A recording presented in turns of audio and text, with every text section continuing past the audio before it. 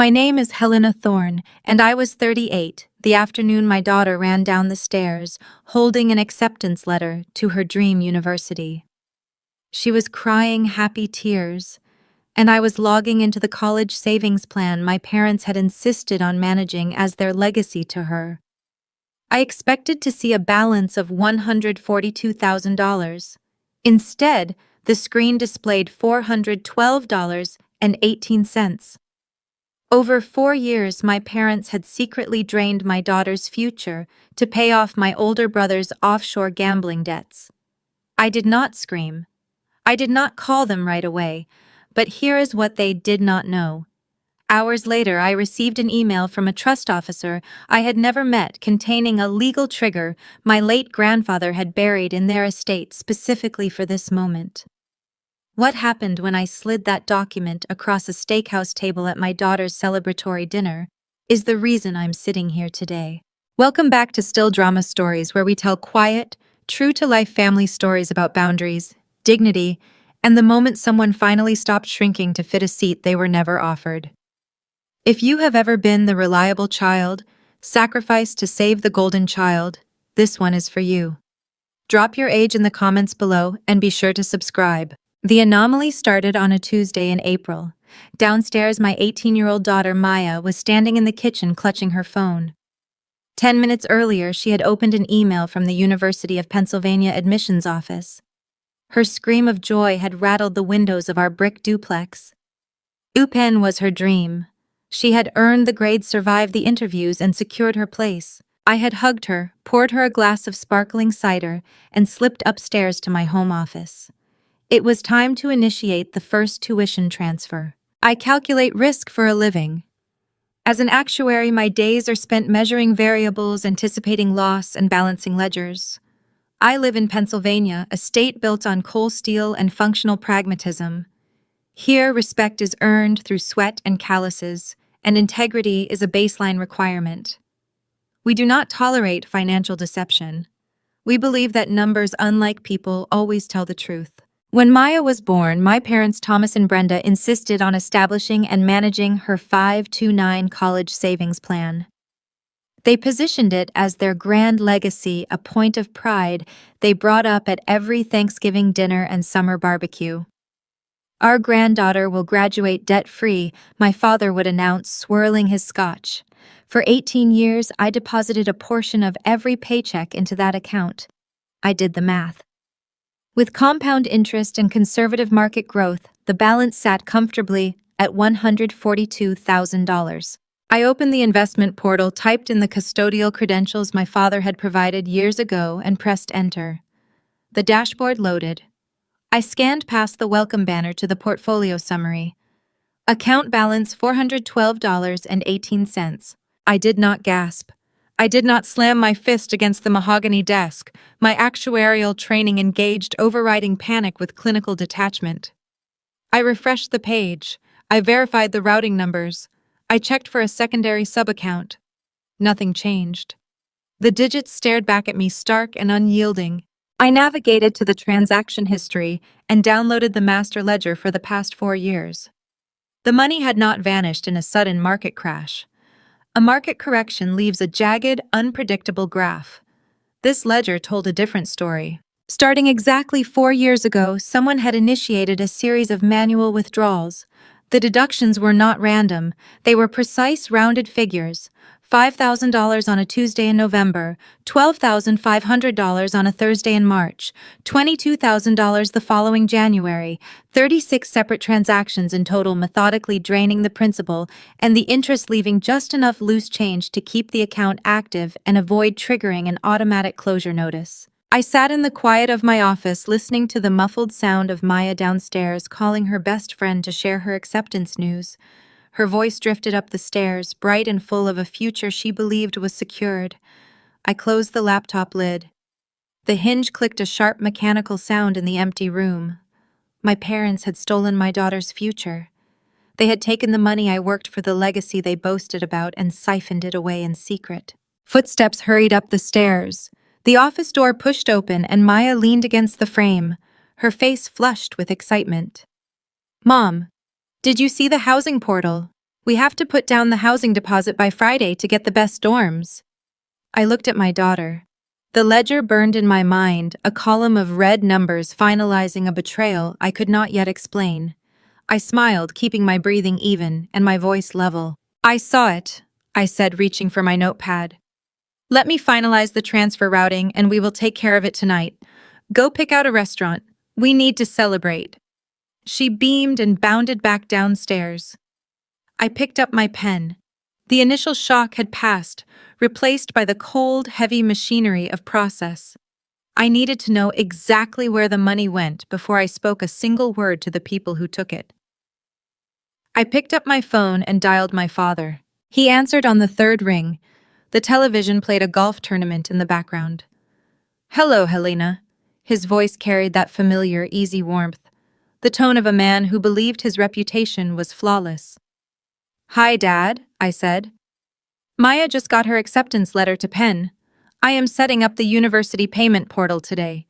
I just need you to confirm the account routing number so I can authorize the initial transfer. A pause followed.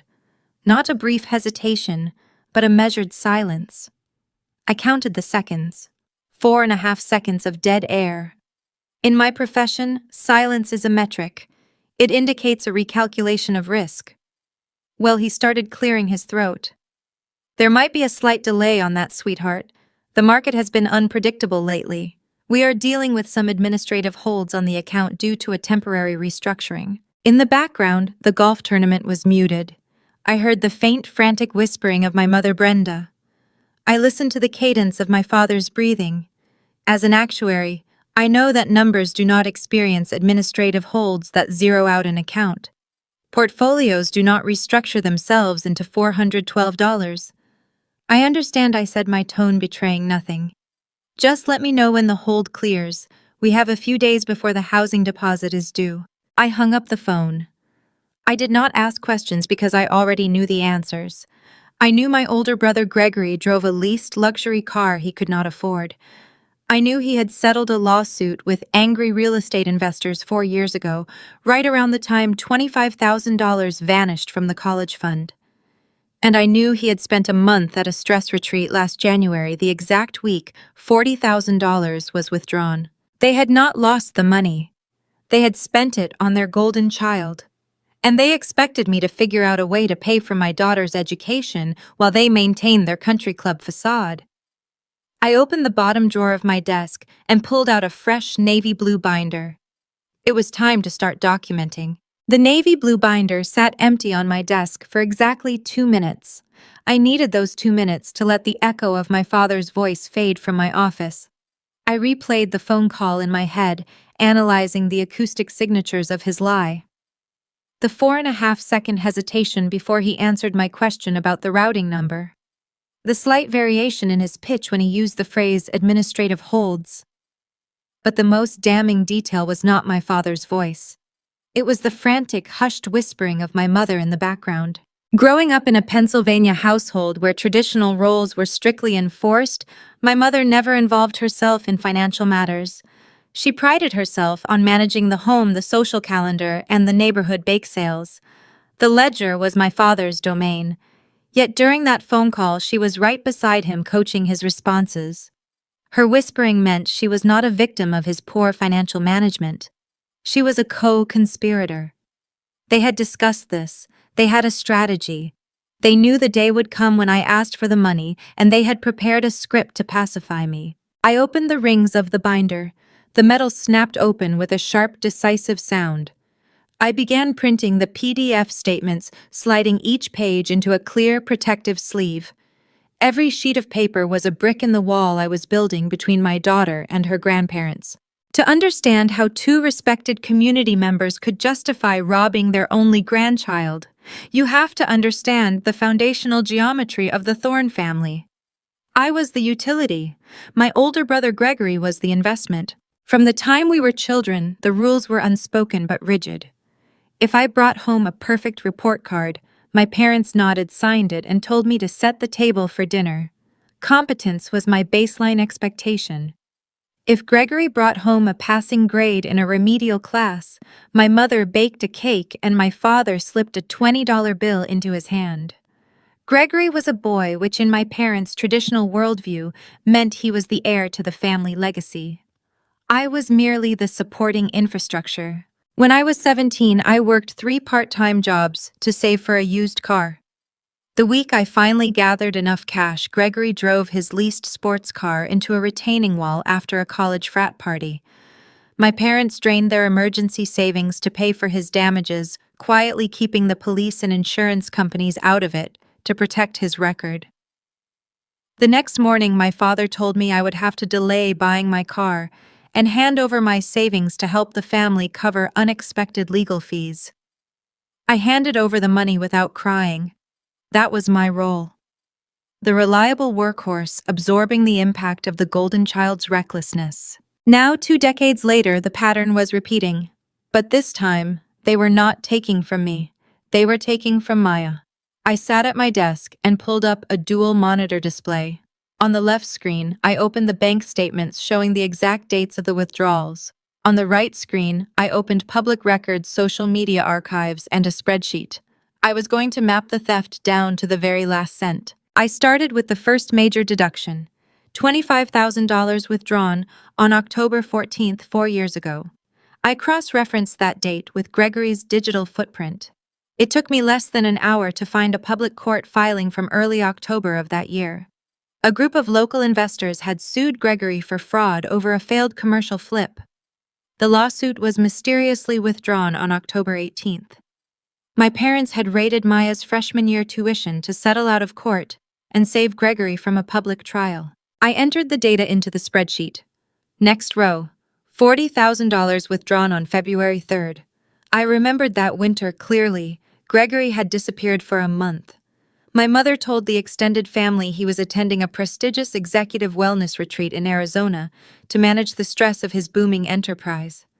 I pulled up the state registry for rehabilitation and gambling addiction centers in that zip code. The standard 30-day inpatient treatment cost exactly $40,000. I logged the entry. The spreadsheet grew a clinical record of conditional love. Every time Gregory gambled away his rent, every time he needed to project the image of wealth to his peers, my parents quietly logged into a custodial account belonging to a minor and sold off mutual funds to cover his margins. The pain in my chest was dull and heavy, but I did not let it reach my eyes. Actuaries do not cry over sunken costs. We assess the current liability and mitigate future risk. I thought about the previous Thanksgiving. We had sat around my parents' dining table eating turkey and sweet potatoes. My father had raised his glass to toast Maya, praising her dedication to her advanced placement classes. He looked her right in the eye and told her how proud he was that the Thorne family legacy was funding her bright future. He gave that toast, knowing the account had less than $1,000 left in it. He looked at his own granddaughter, smiled, and lied to her face. I printed the final spreadsheet and placed it behind the bank statements in the navy blue binder. I now possessed a flawless timeline of their deception, but knowing the truth was not enough. In the real world, truth without leverage is just a grievance. I needed binding authority. I pulled up the original terms and conditions of the college savings plan. A custodial account is governed by strict state and federal regulations. The custodian is legally bound by a fiduciary duty to act solely in the best financial interest of the named beneficiary. My father had signed that document. By draining the funds to pay off the debts of a third party, he had committed a severe breach of fiduciary duty. He had committed wire fraud. I printed the statutes, highlighted the relevant clauses in yellow, and filed them in the binder. The dataset was complete. I leaned back in my chair and looked out the window. The street lights were flickering on, casting long shadows across the driveway. I needed a strategy. If I marched over to their house tonight and confronted them, they would deploy their usual defense mechanisms. My mother would weep and claim they intended to pay it back. My father would use complex financial jargon to confuse the issue, treating me like a naive child who did not understand how money worked. Gregory would call me ungrateful and jealous. They would close ranks, spin a narrative of a temporary cash flow problem, and try to make me feel guilty for demanding the funds. I would not give them that opportunity. I drew a hard boundary in my mind. I would not speak a single word of accusation until I had assembled a trap they could not talk their way out of. I would attend their Sunday dinners. I would drink their coffee. I would smile when they asked about Maya's college preparations. I would become a vault, locking my fury away behind a polite, compliant exterior. I heard Maya coming up the stairs again. I quickly closed the binder and slipped it into the bottom drawer of my desk, turning the key to lock it. "Mom," she said, stepping into the room. I was looking at the meal plans. "Do you think we should do the unlimited dining or the standard one? I want to make sure we stay on budget." I looked at my brilliant, hardworking daughter who was worried about saving us a few $100s on cafeteria food while her grandparents had stolen 6 figures from her. A fierce, protective coldness settled into my bones. "Get the unlimited plan, sweetie," I said, giving her a warm, untroubled smile. "You earned it. We have everything covered." She thanked me and went to her room to study. I sat alone in the dark office, staring at the locked drawer. The trap was beginning to take shape, but I needed a mechanism to spring it. I needed a way to bypass their excuses and strike directly at the core of their pride. I did not know yet that the universe, or perhaps the ghosts of Pennsylvania coal country, was about to hand me the exact weapon I needed. A weapon forged long before my daughter was even born, waiting quietly in a legal vault for the day it would be required. To understand the exact mechanics of the theft my parents committed, you have to understand the man they committed it for.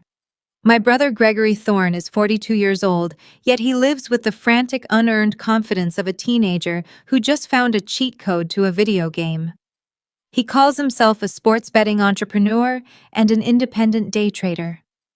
His social media feeds are a relentless stream of cryptocurrency charts, pictures taken from the VIP lounges of Atlantic City casinos, and long paragraphs about maintaining an alpha mindset. He drives a leased Porsche Macan.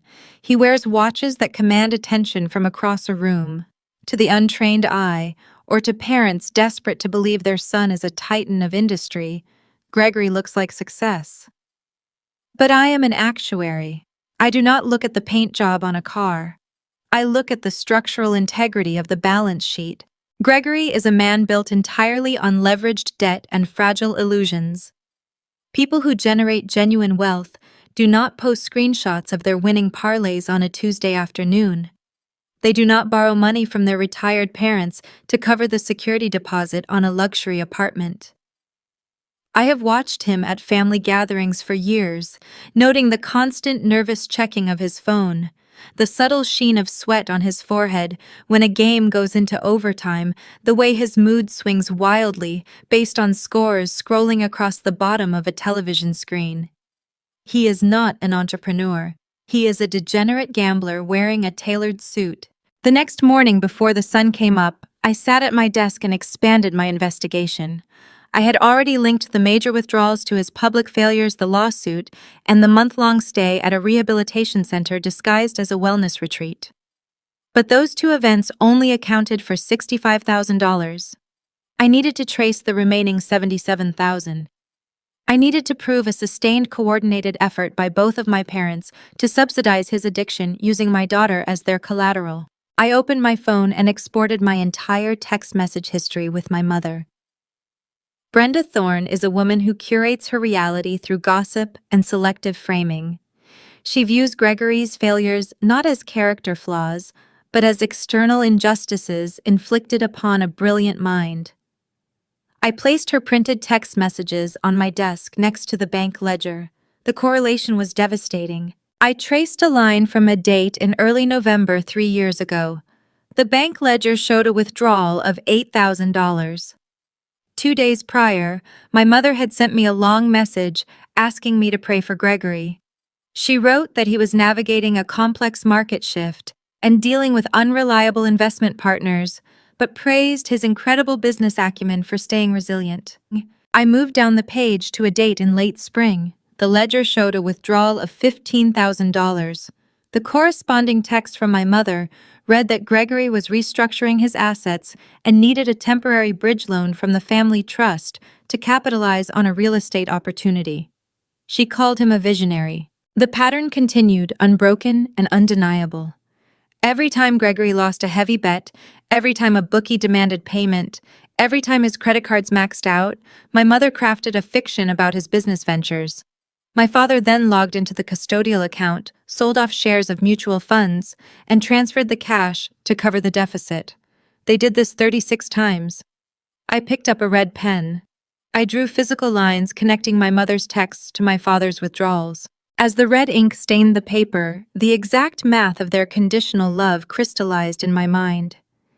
In my profession, we assign value to risk and reward. We balance equations. The equation of the Thorne family was simple. One semester of my daughter's Ivy League education equaled one weekend of my brother's bad bets. A set of college textbooks equaled a lease payment on a Porsche. My daughter's future was nothing more than a slush fund to protect my brother's ego. The pain of that realization was visceral. It was a suffocating pressure in my chest, a physical weight that made it hard to draw breath. I had spent my entire life being the reliable infrastructure of this family. I paid my own way through college. I raised a brilliant, kind daughter without asking them for a single dime of support. I assumed my independence would earn their respect. Instead, it only signaled to them that I could absorb the cost of their betrayal.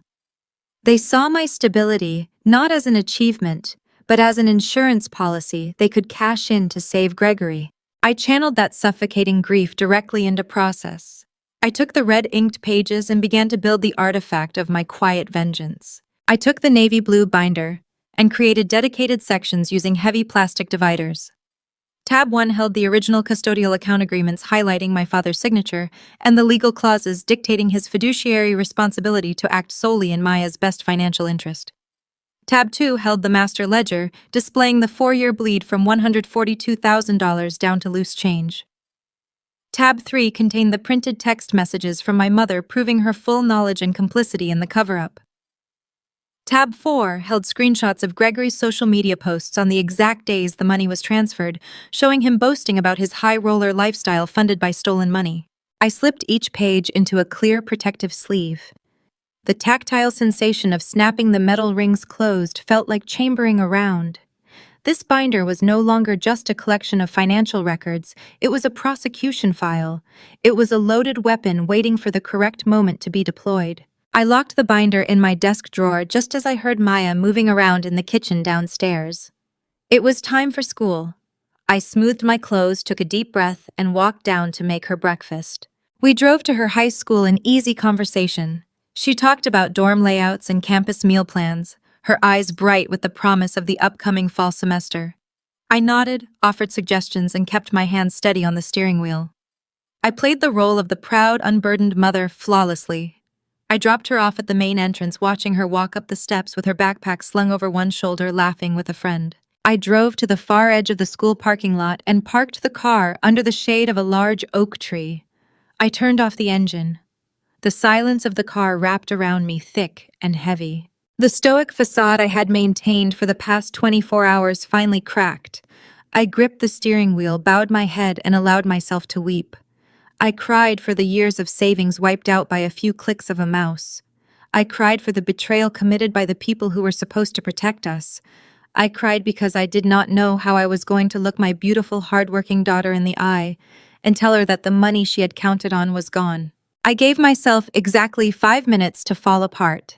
In 5 minutes, I would dry my eyes, drive to my office, and figure out how to liquidate my own retirement accounts to save her freshman year. As I reached for a tissue in the center console, my phone chimed. It was a sharp standard notification tone cutting through the heavy quiet of the car. I picked up the device and wiped my eyes.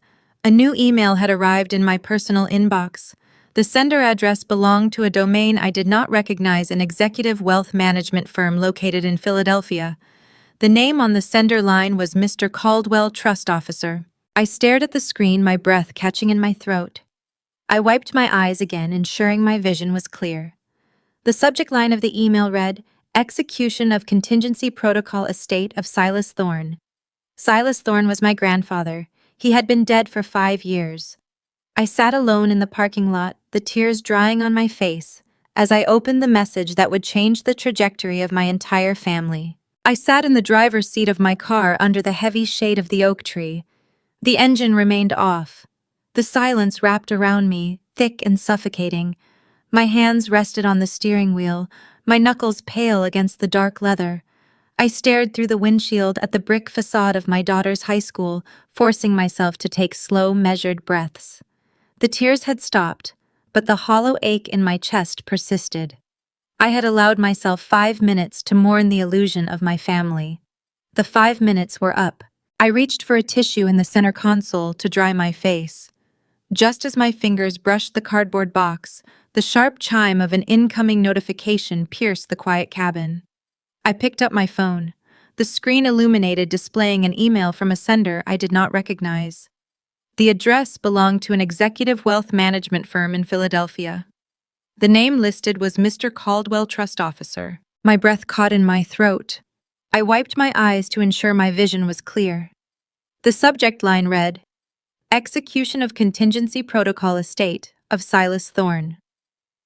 Silas Thorne was my grandfather. He had been dead for 5 years. To understand the weight of that name appearing on my screen, you must understand the man who bore it. My grandfather was carved from Pennsylvania anthracite. He began his life working in the coal mines, breathing dust, and trading his youth for meager wages. He possessed a ruthless work ethic and a brilliant, calculating mind. Over decades, he saved every spare dollar, purchased a single failing hardware store, and meticulously transformed it into a sprawling, highly lucrative commercial plaza. Silas despised financial deception. To him, a ledger was a moral document. If the numbers balanced, you were an honest man. If they did not, you were a thief. He viewed unearned wealth as poison and believed debt was a disease that infected weak minds. He wore work boots until the day he died, despite possessing a net worth that rivaled the family's at the local country club.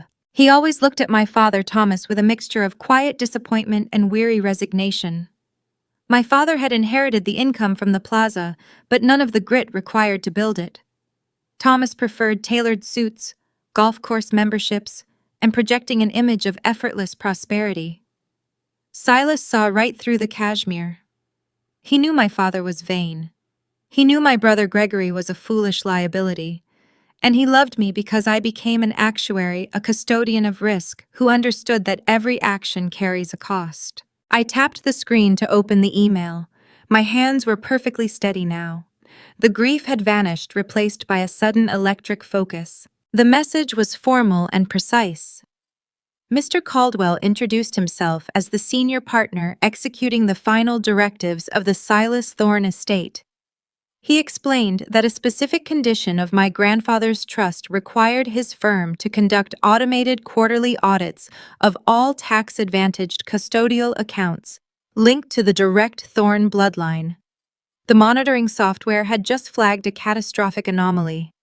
The 529 college savings plan registered to Maya Thorne had been systematically drained and reduced to a near-zero balance. This financial event, Caldwell wrote, triggered a dormant legal mechanism my grandfather had established years prior. Caldwell instructed me to read the attached document before responding. I downloaded the attachment. It was a high-resolution scan of a handwritten letter. The penmanship was unmistakable. Silas wrote in harsh, blocky print, pressing the pen so deeply into the paper that I could almost feel the indentations through the digital image. The letter was dated 5 years ago, written just weeks before his heart finally gave out. I read his words in the silent car, his gruff voice echoing clearly in my mind. Helena, if you are reading this, my son has finally done exactly what I always knew he would do. I paused, absorbing the sheer foresight of a man who had predicted this exact betrayal from his deathbed. I continued reading. I have watched Thomas pretend to be a titan while standing on the foundation I built. He cares more about the opinions of men he plays golf with than the security of his own blood. I have watched him spoil your brother. Gregory is a weak boy who thinks money grows on trees because his father never let him face the winter. A man who does not feel the sting of his own mistakes will eventually destroy everyone around him. The letter cut straight to the bone, stripping away the polite fictions my family had maintained for decades. I knew Gregory's debts would eventually outpace Thomas's allowance, Silas wrote. I knew the day would come when the bookies or the banks came knocking and Thomas would panic. I knew he would not sell his luxury cars or downgrade his country club membership.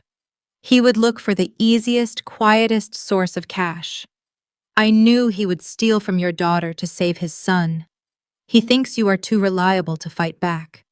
He thinks you will just work harder to cover his theft. I stared at the screen. My grandfather had calculated the psychological risk profile of our family with better precision than any predictive model I had ever built. He saw the inevitable crash, and he had engineered a safety net. I could not leave the commercial plaza to you directly when I passed, Silas explained in the next paragraph. Thomas would have contested the will, dragged you through years of probate court, and fractured the family publicly. You would have spent a fortune fighting him. I did not want you to fight. I wanted you to win. So I designed a quiet snare. I leaned closer to the phone, my heart pounding a steady rhythmic beat against my ribs. I left the commercial plaza to Thomas, Silas revealed. But I did not give him ownership. I placed the asset inside a revocable structure called the Keystone Trust. Thomas receives the monthly income distributions, which lulls him into a false sense of security. But the principal asset is guarded by a strict fiduciary covenant. The next sentence was underlined twice in thick black ink. If Thomas ever commits financial fraud, theft, or breaches a fiduciary duty against my direct descendants, namely you or Maya, the trust instantly revokes his standing. I stopped breathing. The magnitude of what my grandfather had done began to wash over me. The commercial plaza generated substantial passive income. It was the sole engine funding my parents' lavish lifestyle and my brother's endless bailouts. Thomas is lazy, Silas wrote.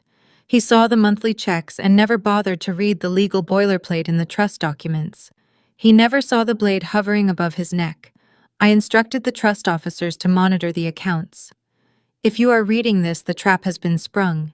Your father breached his duty as a custodian. The proof is in the withdrawal logs. You possess the key to lock him out of his own kingdom. The final paragraph was shorter, written with a softer hand. I built that plaza with my own sweat, Helena.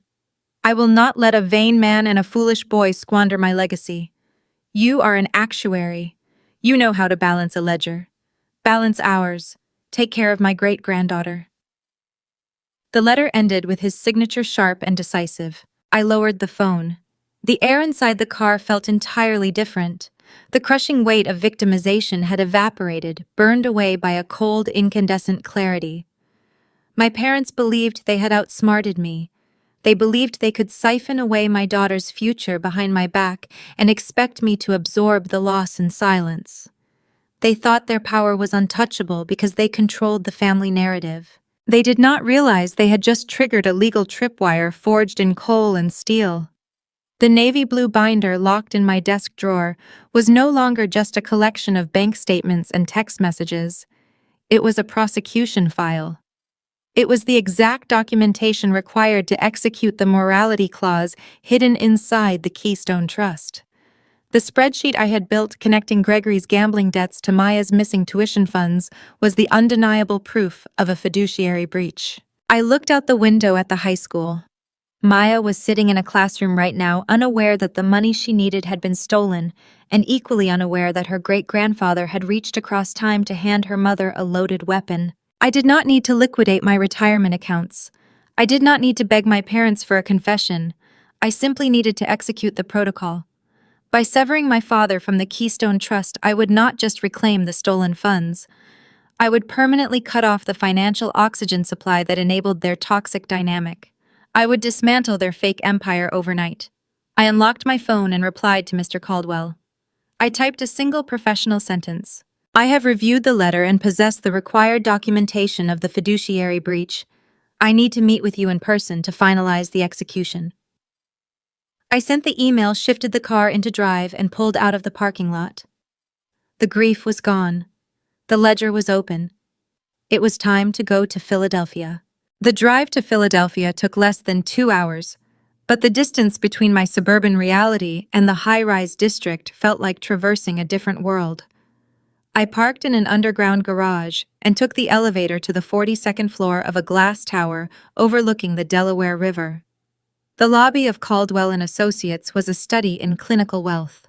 No gaudy artwork, no loud branding, just polished slate floors, frosted glass walls, and the quiet hum of money being managed with severe efficiency. A receptionist directed me to a corner office.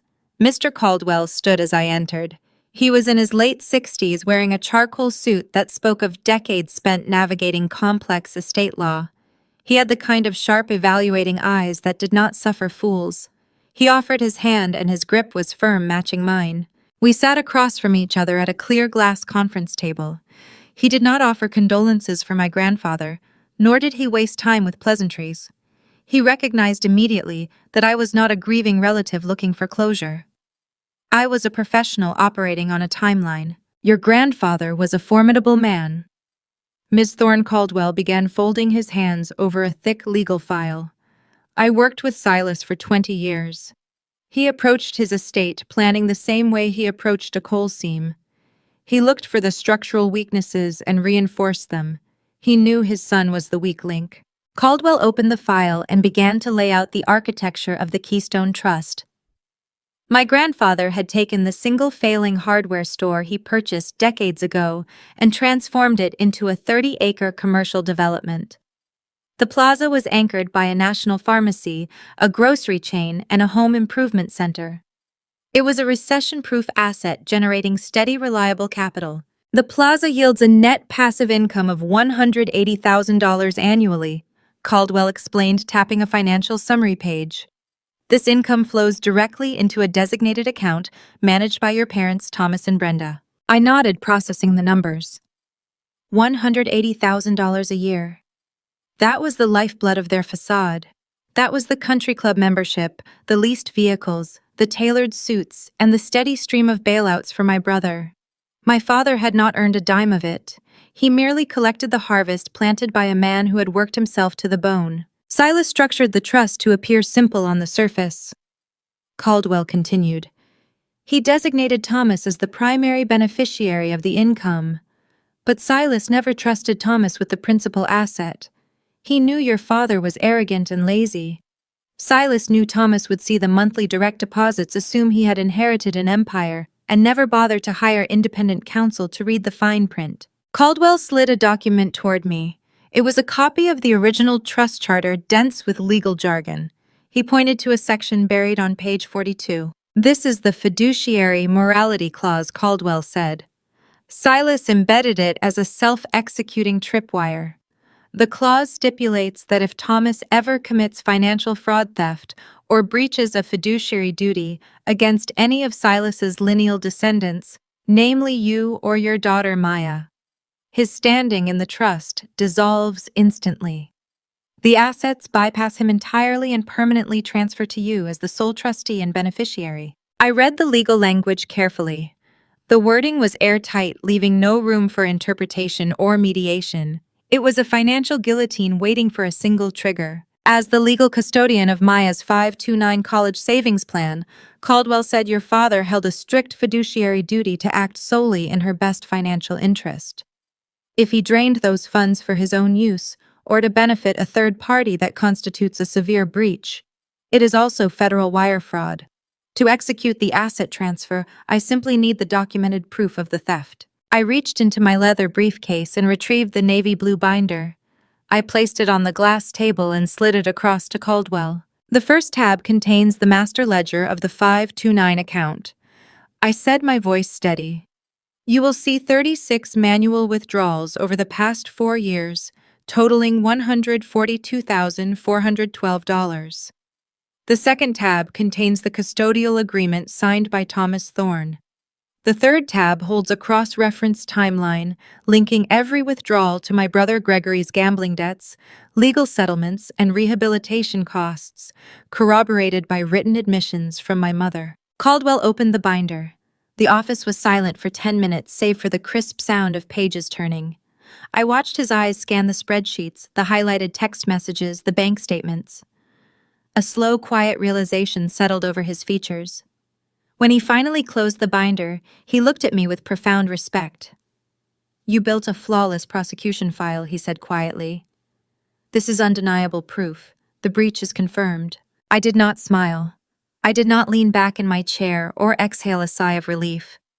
My mind was already moving 3 steps ahead, calculating the logistics of the fallout. What are the tax implications of the asset transfer, I asked. Will the shift in ownership trigger a reassessment of the commercial property taxes?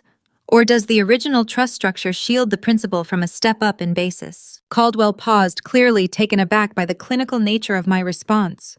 Most clients would be crying, venting their anger, or asking how quickly they could punish their family. I was asking about tax liabilities and operational handovers. The transition is seamless, he replied, recovering his professional cadence.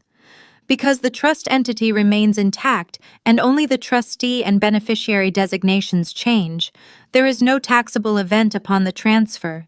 You will assume control of the commercial plaza and the operating accounts immediately upon execution. And the current tenant leases, I continued. Will I need to renegotiate the anchor contracts, or do they carry over under the existing management company? They carry over, Caldwell assured me.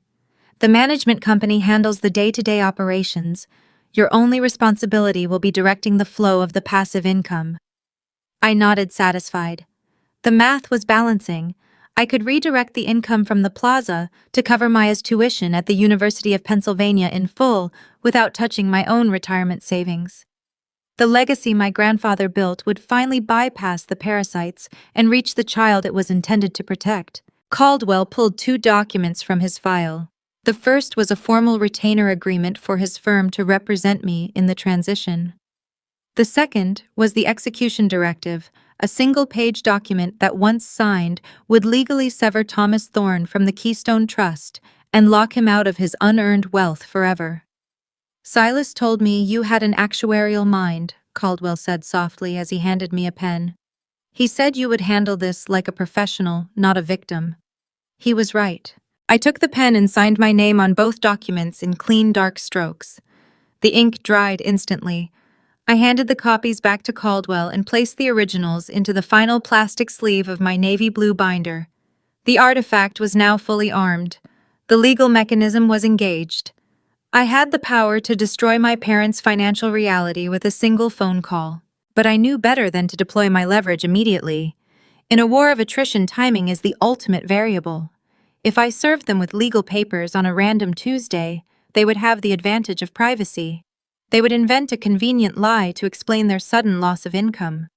They would spin a narrative to their country club friends, claiming they sacrificed their assets for a bad investment, or framing me as a greedy daughter who stole their retirement. I would not give them the luxury of controlling the narrative. They had stolen from my daughter in secret. They would pay for it in the light. I thanked Mr. Caldwell, placed the binder back into my briefcase, and took the elevator down to the parking garage. As I drove back toward the suburbs, leaving the Philadelphia skyline in the rearview mirror, my strategy solidified. I needed them to overplay their hand. I needed them to invite me to a table where they felt invincible, surrounded by the very social currency they worshipped. I needed them to dig their own grave, hand me the shovel, and ask me to bury them. I did not have to wait long. The trap I envisioned began to materialize the very next afternoon, arriving in the form of a deceptive, cheerful phone call from the woman who had helped bankrupt my daughter. The phone vibrated on my kitchen counter exactly 24 hours after I returned from Philadelphia. The caller identification displayed my mother's name. I let it ring 3 times, allowing the digital chime to echo against the tile backsplash while I poured a cup of black coffee. I needed my heart rate slow and my mind sharp. I tapped the screen and answered. "Helena, darling," Brenda sang through the speaker. Her tone dripped with a synthetic, performative warmth that she usually reserved for charity galas and country club luncheons. "Your father and I are just bursting with pride over Maya. University of Pennsylvania. It is such a prestigious institution. We want to celebrate properly." I took a slow sip of my coffee. "Thank you, Mom. Maya is very excited. We insist on taking you both out for a celebratory dinner tomorrow evening," she continued, her voice climbing half an octave, masking an underlying urgency. I already booked a table at Wellington House. 7 o'clock. Tell Maya to wear something nice. We want to make a real event out of this. Wellington House was the most exclusive steakhouse in our county. It was a place characterized by dark oak paneling, leather booths, and exorbitant prices. My parents only booked tables there when they needed to project an aura of unshakable prosperity or when they wanted to orchestrate a setting where the target of their manipulation would feel too intimidated to cause a scene. My actuarial instincts hummed. This was not a celebration. It was an ambush. "We will be there," I said, keeping my response neutral and brief. "Wonderful," Brenda replied, exhaling a breath that sounded suspiciously like relief. "See you tomorrow, sweetie." The line went dead. I set the phone down next to my coffee mug. The invitation was the first move in their tactical deployment. The second move arrived the following morning, confirming every hypothesis I had formulated about their desperation. I was sitting at my desk reviewing a risk assessment model for a corporate client when a text message lit up my screen. It was from my mother. The message was lengthy, filled with flowery language and emojis designed to soften a staggering request. She wrote that Gregory was on the verge of closing a highly lucrative commercial real estate deal, but he had encountered a minor logistical hurdle. According to Brenda Gregory's, liquid assets were temporarily tied up in complex offshore investments. He needed a short-term bridge of capital to finalize the transaction. She then presented her solution. She asked if I could temporarily co-sign a small personal loan for him just to bypass the red tape. She promised he would pay the balance in full within 30 days, claiming the family needed to stick together and support his visionary endeavors. I read the words 3 times, measuring the sheer staggering audacity of her proposal. The cognitive dissonance was breathtaking. Less than a month ago, my parents had stolen $142,000 from a custodial account belonging to my teenage daughter. They had wiped out 18 years of savings to subsidize my brother's degenerate gambling addiction. Now, having drained the final drops of that stolen reservoir, they were pivoting to me. They were attempting to leverage my excellent credit score to secure a fresh line of funding for Gregory's bookies. They were asking the very woman they had robbed to place herself into severe financial debt to cover their golden child. The offshore investment excuse was a thin, pathetic veil for a man whose credit was so destroyed that no legitimate bank would touch him. I did not type out a furious paragraph detailing my knowledge of their crimes. I did not ask how she could sleep at night. I exercised the tactical restraint that my grandfather Silas had praised. To tip my hand now would allow them to formulate a defense, cancel the dinner, and hide. I needed them sitting at that table, trapped in public by their own arrogance. I crafted a 6-word reply: "We will discuss all finances at dinner." I hit send and placed the phone face down on the desk. The message promised nothing yet, offered just enough ambiguity to keep them on the hook. Brenda would read that text and assume I was open to negotiation. She would arrive at the steakhouse expecting a compliant daughter, ready to fulfill her traditional role as the family safety net. The afternoon faded into early evening. I walked down the hall to Maya's bedroom. The door was open, and she was standing in front of her full-length mirror, holding 2 different dresses against her frame. One was a simple navy sheath, the other a floral wrap dress. Her room was a testament to Pennsylvania pragmatism, organized and functional with stacks of advanced placement textbooks piled neatly on her desk. "Which one looks more like a future Ivy League student?" she asked, holding up the navy dress with a bright, genuine smile. I stepped into the room and leaned against the doorframe. Maya represented everything my brother was not. She had earned her success through late nights, rigorous study schedules, and a fierce, unyielding work ethic. She had never asked for a handout. She had never expected the world to hand her a prize she did not work for. Watching her prepare for a dinner hosted by the people who had secretly bankrupted her filled me with a cold, terrifying clarity. "The navy one," I said softly. "It looks professional and confident." Maya laid the dress on her bed and sighed, a small shadow crossing her features. "Mom, I know UPenn is expensive. Grandma mentioned how high the tuition is when I talked to her yesterday. Are you sure we are okay?" I can look into more student loans if the savings plan does not cover everything. The manipulation had already started. Brenda was planting seeds of doubt in my daughter's mind, subtly preparing her for the fabricated narrative they planned to unveil. I walked over to Maya and placed a firm, reassuring hand on her shoulder. "You listen to me," I said, looking directly into her eyes. "You do not need to worry about a single dollar. Your tuition is secured. The funds are guaranteed. You are going to that school and you are going to graduate debt-free. Do you understand?" My statement was entirely factual. Thanks to the legal tripwire buried inside the Keystone Trust, I now controlled the commercial plaza. The passive income that previously funded my brother's gambling habit would now secure my daughter's education. The ledger was balanced.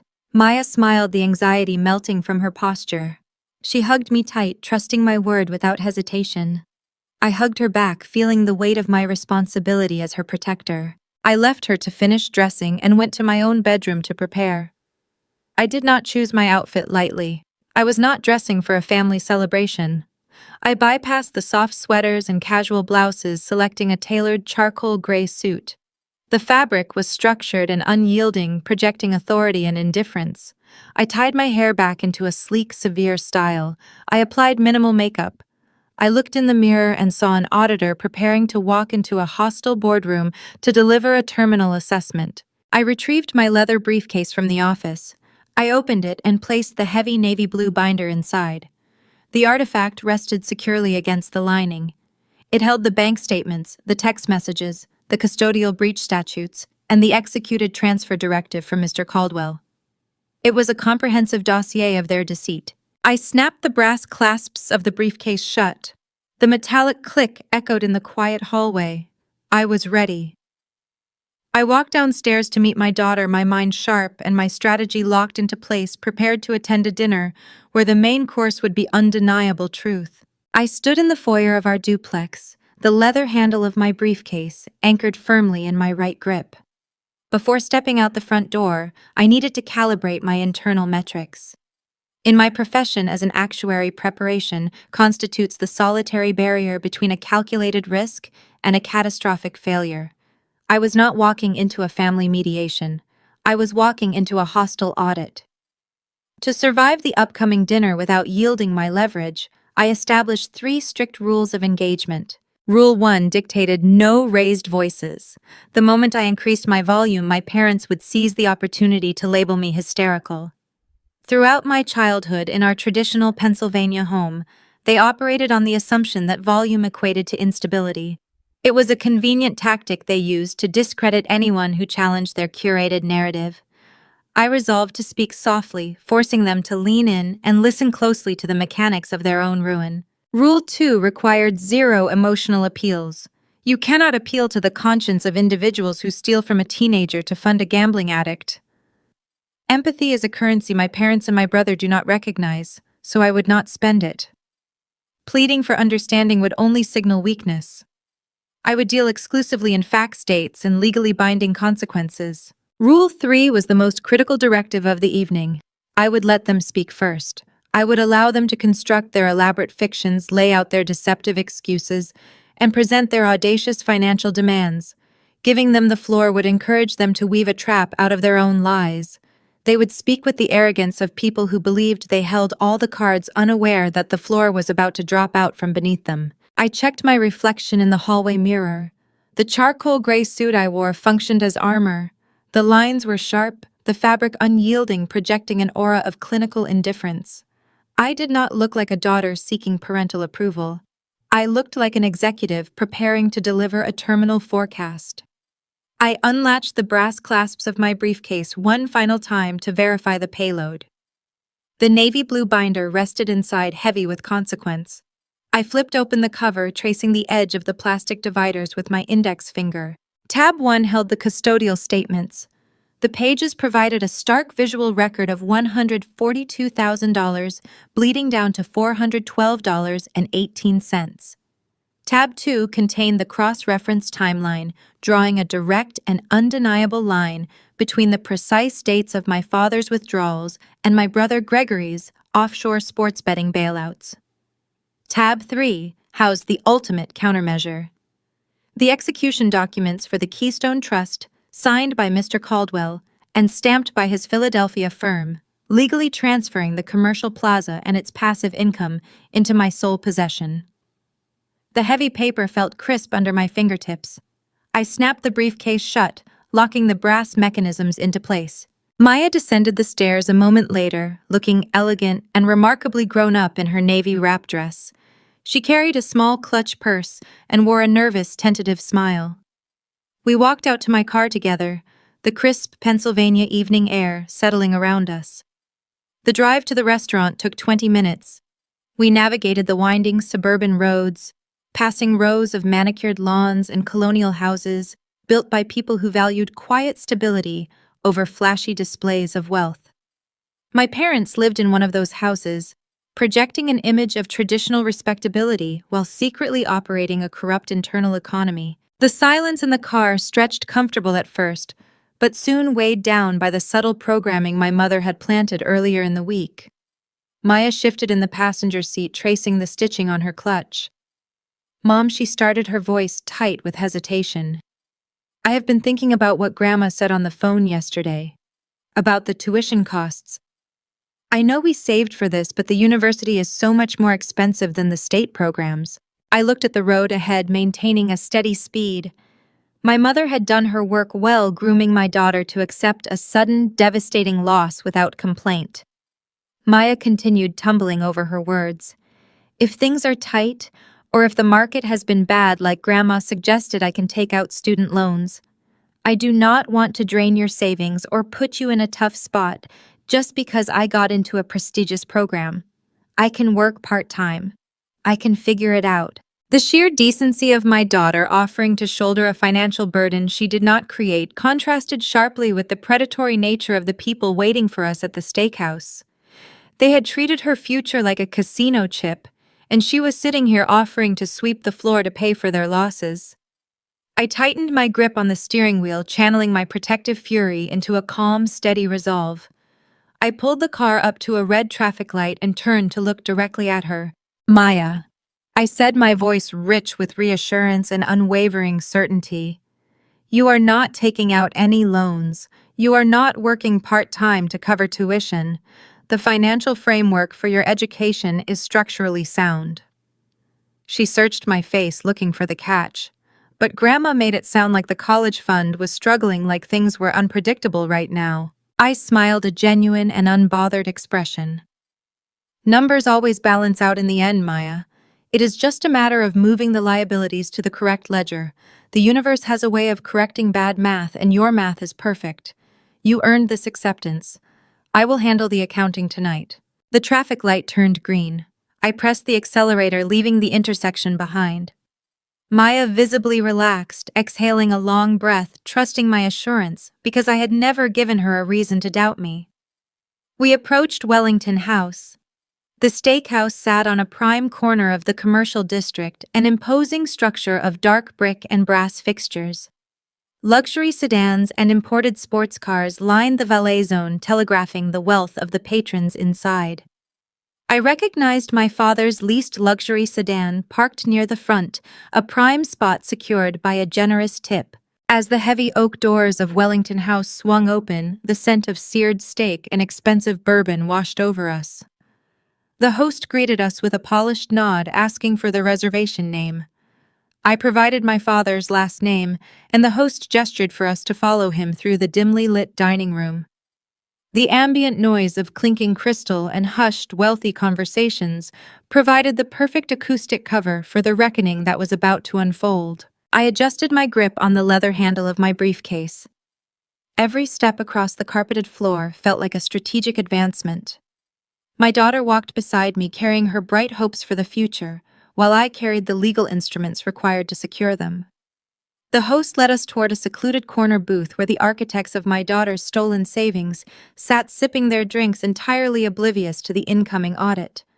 I did not feel fear. I did not feel apprehension. I felt the cold, terrifying energy of a woman who had already won a war the enemy did not even know had started. The interior of Wellington House felt like stepping into a private club preserved from a bygone era of unchecked industrial wealth. The air carried the rich, heavy scent of seared prime beef, melted butter, and aged bourbon. Deep mahogany panels lined the expansive walls, effectively absorbing the quiet conversations of local politicians, corporate executives, and generational heirs. Soft amber light cascaded from polished brass fixtures, casting long shadows across the white linen tablecloths. This was the specific theater my parents had selected for their performance. It was a setting engineered to project unquestionable prosperity and force polite compliance upon anyone invited to sit at their table. I guided my daughter through the maze of occupied tables toward the back corner of the dining room. My parents and my brother were already seated at a wide, semicircular leather booth. Gregory occupied the center seat, leaning back with a posture of unearned ownership. He held a wide, bold crystal glass, swirling a dark red liquid with practiced ease. I recognized the label resting on the table from a previous corporate dinner. It was a $300 bottle of Reserve Cabernet, and I knew with actuarial certainty that my father's credit card would absorb the staggering charge. My mother spotted us approaching and immediately stood up. She wore a tailored cream blouse and classic pearl earrings, the standard uniform of suburban matriarchs who substitute appearances for genuine character. She wrapped Maya in a tight, dramatic embrace, her voice projecting just enough to ensure the surrounding tables recognized her as a doting, generous grandmother. "Oh, look at our future," scholar Brenda cooed, smoothing my daughter's hair with manicured fingers. "We are just bursting with pride over you, sweetheart." I watched the display with detached fascination. The woman currently showering my daughter with public affection was the exact same woman who had requested I leverage my personal credit to bail out a degenerate gambler less than 12 hours ago. She released Maya and turned to me, offering a practiced hollow smile designed to convey familial warmth. I did not return the embrace. I simply took my designated seat at the far edge of the leather booth. I placed my leather briefcase on the empty chair beside me. The brass clasps clicked softly against the wood, serving as a quiet reminder of the payload resting inside. The waiter arrived almost instantly, offering heavy menus bound in thick leather. He asked for my beverage preference. I requested a simple sparkling water with a twist of lime.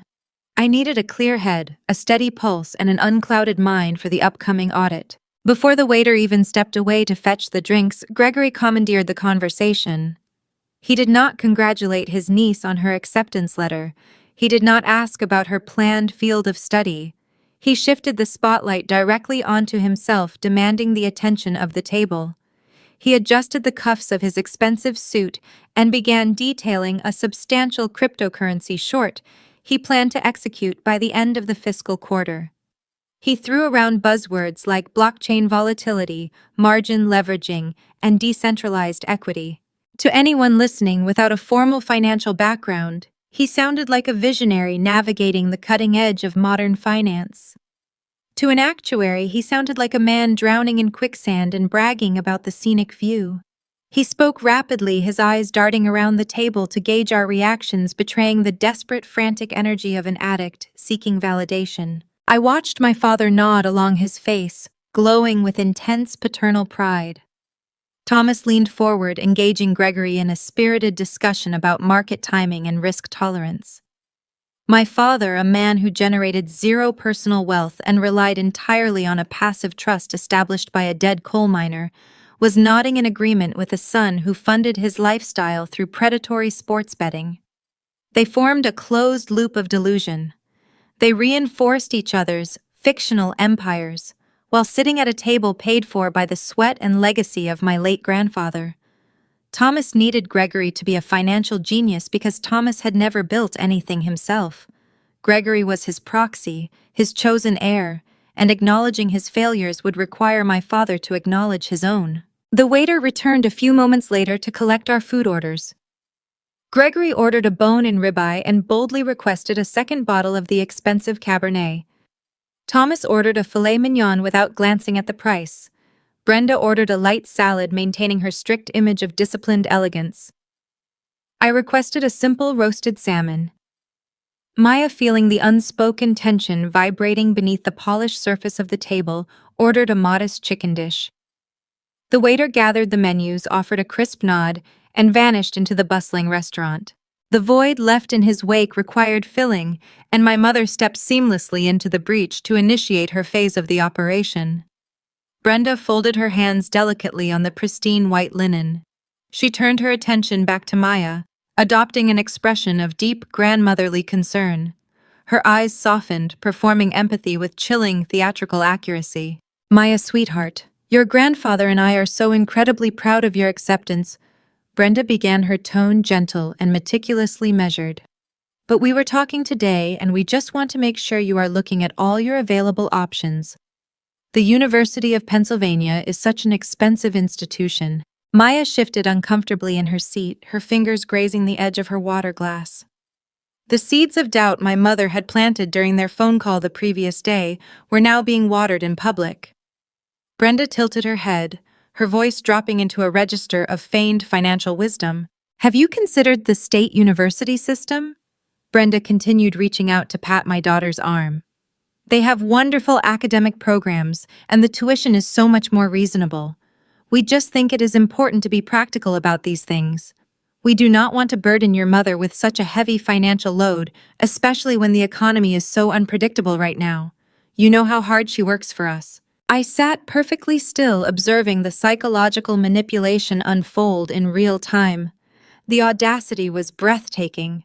My parents had systematically drained $142,000 from a legal custodial account meant for my daughter. They had handed that stolen money directly to the man sitting across from me, who was currently sipping high-end wine and masquerading as a titan of industry. Now, rather than confess their crimes, they were attempting to condition their victim to reject her own hard-earned dream. They were trying to make Maya feel guilty for a financial burden she did not create. They were framing their theft as an unavoidable economic reality she needed to accommodate for the good of the family. They wanted her to choose a cheaper school voluntarily, believing her sacrifice would permanently mask their missing funds and allow them to maintain their unearned status as benevolent benefactors. By weaponizing my status as a single mother, Brenda was trying to trap Maya in a cage of misplaced guilt. Maya looked down at her plate, the bright joy of her acceptance fading into a quiet, obedient anxiety. She was a good girl, raised in a culture that taught her to respect her elders and value family unity above personal ambition. I could see her mind working, calculating how to shrink herself to fit the narrative Brenda was spinning. She was preparing to surrender her future to save me from a fictional hardship. I felt a cold, protective fury solidify in my chest, compacting into a dense, unbreakable resolve. I did not let a single trace of that fury reach my face. I remembered my strict rules of engagement. I would not raise my voice. I would not make an emotional appeal. I would let them construct their elaborate trap. I picked up my glass of sparkling water, took a slow, deliberate sip, and set the glass down on the wooden table without making a single sound. Gregory swallowed a large mouthful of the expensive reserve wine, the dark liquid staining his teeth a faint shade of purple. My mother had just laid the preliminary groundwork of guilt, and my brother sensed an opening to assert his dominance over the conversation. He set his crystal glass down with a heavy thud, leaned forward, and fixed his gaze directly on my daughter. The alcohol had loosened his posture, stripping away the thin veneer of polite society and exposing the arrogant core underneath. In his mind, he was the seasoned patriarch offering gritty wisdom to a naive subordinate. "You need to understand how the real world operates." Maya Gregory began, pointing a finger toward her plate.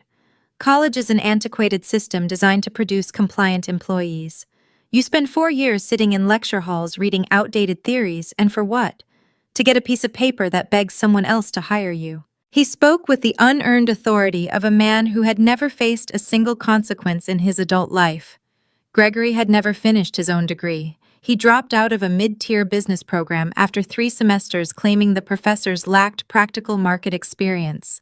The reality, which I discovered by balancing the family mail years ago, was that he failed his introductory accounting courses and squandered his tuition money on online poker. My father had quietly paid the university debts to prevent Gregory from facing collections. Yet here he sat lecturing an honors student about the value of education. Real wealth is not built in a classroom. Gregory continued, his voice rising above the ambient hum of the upscale steakhouse. True financial independence comes from understanding the market, taking calculated risks, and leveraging capital. You have to be hungry. You have to be willing to hustle. Book smarts will only get you a cubicle. Street smarts get you the corner office. I sat in my chair cataloging every word, every gesture, and every profound layer of hypocrisy unfolding before me. He was wearing a suit paid for by my daughter, drinking wine paid for by my daughter, and lecturing her on the concept of hard work. The audacity was a physical weight pressing down on the table. He was wrapping himself in the working-class ethos of Pennsylvania, pretending to embody the grit of the coal miners and steelworkers who built this state, while relying entirely on a secret allowance stolen from a teenager. I shifted my gaze to my father. Thomas was nodding along, a look of profound paternal pride plastered across his face. He swirled the ice in his bourbon glass, validating Gregory's arrogant monologue. "Excellent point, son," Thomas murmured, projecting the image of a wise elder statesman, agreeing with a successful protege. The cognitive dissonance required for my father to sit there and applaud Gregory's work ethic was staggering. Thomas knew exactly how Gregory funded his lifestyle. Thomas was the one who logged into the custodial portal. Thomas was the one who executed the transfers. Thomas was the one who drained $142,000 to pay off the offshore bookies and the fraudulent real estate markers. Yet he smiled at my daughter and pretended his son was a self-made titan. Gregory, emboldened by my father's validation, reached into the interior pocket of his tailored suit jacket. He withdrew an object and placed it on the pristine white linen tablecloth. He slid it across the table until it stopped inches from Maya's water glass. It was a pen. It was not a finely crafted writing instrument or a meaningful family heirloom. It was a cheap click-action plastic ballpoint. The barrel was scratched, and a silver-painted logo for a defunct logistics company was peeling off the side. It was a promotional freebie he had likely picked up from a hotel lobby or a trade show booth years ago. "A little graduation gift for you, kid," Gregory said, leaning back against the leather booth and crossing his arms. "Use that to write your own checks. Stop relying on handouts. If you want to survive in this economy, you need to learn the value of $1. Work hard for your keep, and maybe one day you can buy the table dinner." The sheer breathtaking insult of the object sat there on the white linen. They had robbed her of a six-figure education fund, stolen the foundation of her future, and in return they handed her a piece of discarded corporate plastic and told her to stop expecting handouts. Maya stared at the pen, her shoulders drew inward, shrinking under the weight of the unprovoked hostility. She did not understand the mechanics of the tension radiating across the table, but she felt the cruelty embedded in his words. She looked at her grandmother, searching for support, but Brenda simply offered a tight, complacent smile, satisfied that the family hierarchy was being properly enforced. Maya looked down at her lap, her joy entirely extinguished. My actuarial mind processed the variables. A weaker person would have shouted. A less disciplined mother would have thrown the pen back across the table, demanded an apology, and unleashed a torrent of accusations right there in the middle of the crowded restaurant. But an outburst would only provide them with an exit strategy. They would use my anger to deflect from their crimes.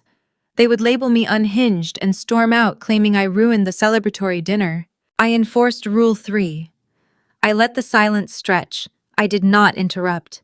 I did not defend her immediately. I allowed the void to expand cold and heavy, forcing Gregory to sit in the awkward, echoing aftermath of his own arrogance. Silence is a mirror, and arrogant men hate looking at themselves.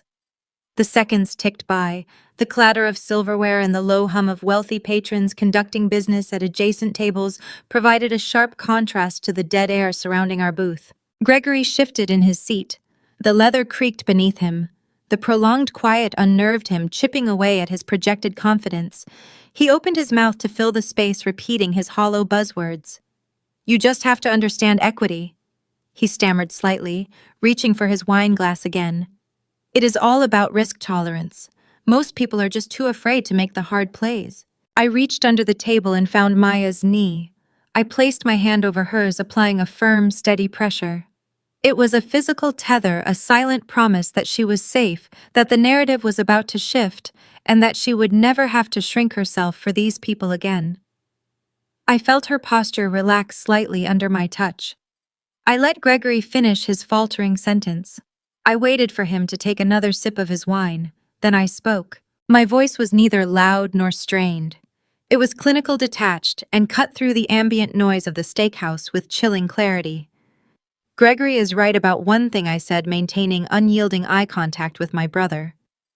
The entire table froze. My mother paused with her water glass halfway to her lips. My father stopped swirling his bourbon. Gregory lowered his wine, a smug, victorious grin beginning to form on his face, assuming he had finally won my submission. Real wealth requires leveraging capital. I continued, my tone dropping into a register of pure mathematical precision. You cannot generate a return without an initial investment. You must have access to liquidity.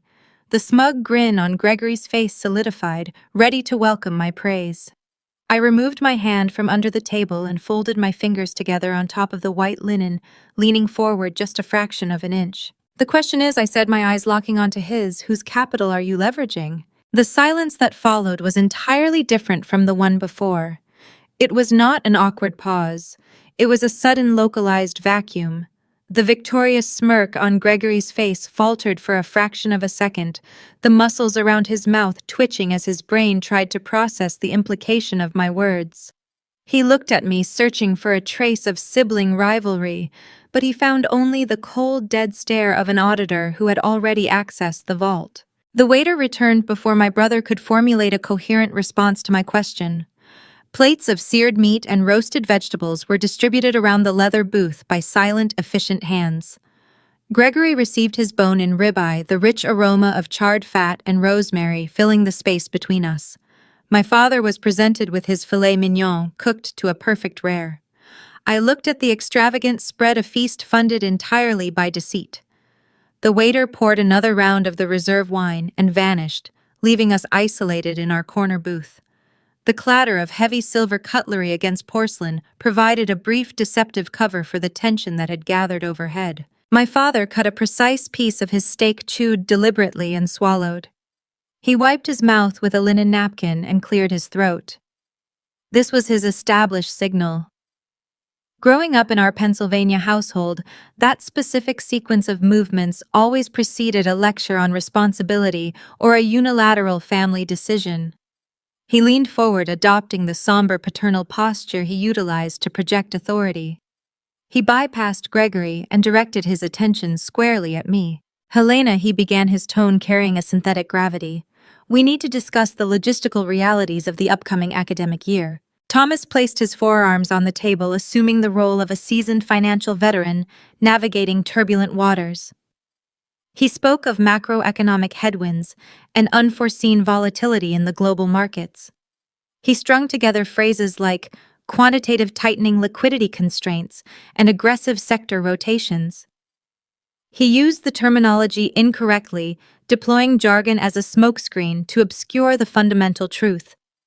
To an untrained ear, he sounded like a prudent investor managing a crisis. To an actuary, he sounded like a man reading words from a dictionary he did not understand. He assumed that because he was the patriarch, I would automatically defer to his assessment without requesting the underlying data. After establishing his fabricated economic landscape, he narrowed his focus to the core issue. I was monitoring the portfolio closely last quarter. Thomas continued, adopting an expression of solemn duty. I executed several rapid reallocation maneuvers to shield the principal from a severe market correction. Unfortunately, those defensive positions require a mandatory vesting period. The liquidity is temporarily locked in a distressed asset vehicle. He paused, looking at me with an expression that demanded unquestioning obedience. The funds are not there right now, Helena. He delivered the lie with chilling fluency. He did not blink. His pulse did not quicken. He sat in an upscale steakhouse, looked the daughter who had trusted him in the eye, and calmly claimed the money had evaporated in a market downturn. He relied on the traditional power dynamic of our family, expecting me to nod, accept the hardship, and figure out a solution on my own.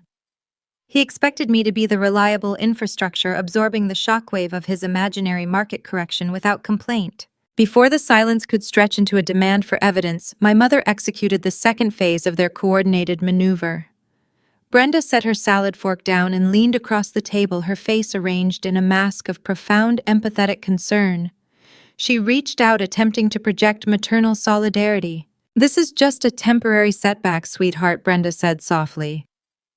"Families face challenges together. We were discussing your duplex this morning. The property values in your neighborhood have increased significantly over the past decade. I watched the trap spring shut." Brenda was pivoting from the stolen college fund to my primary residence. "It makes the most sense for you to take out a second mortgage on your house," she suggested, her voice smooth and reasonable. "You can pull the equity to cover Maya's tuition for the first year or two, until your father's defensive investments mature. It is a necessary sacrifice for family unity. You have always been so resourceful, Helena.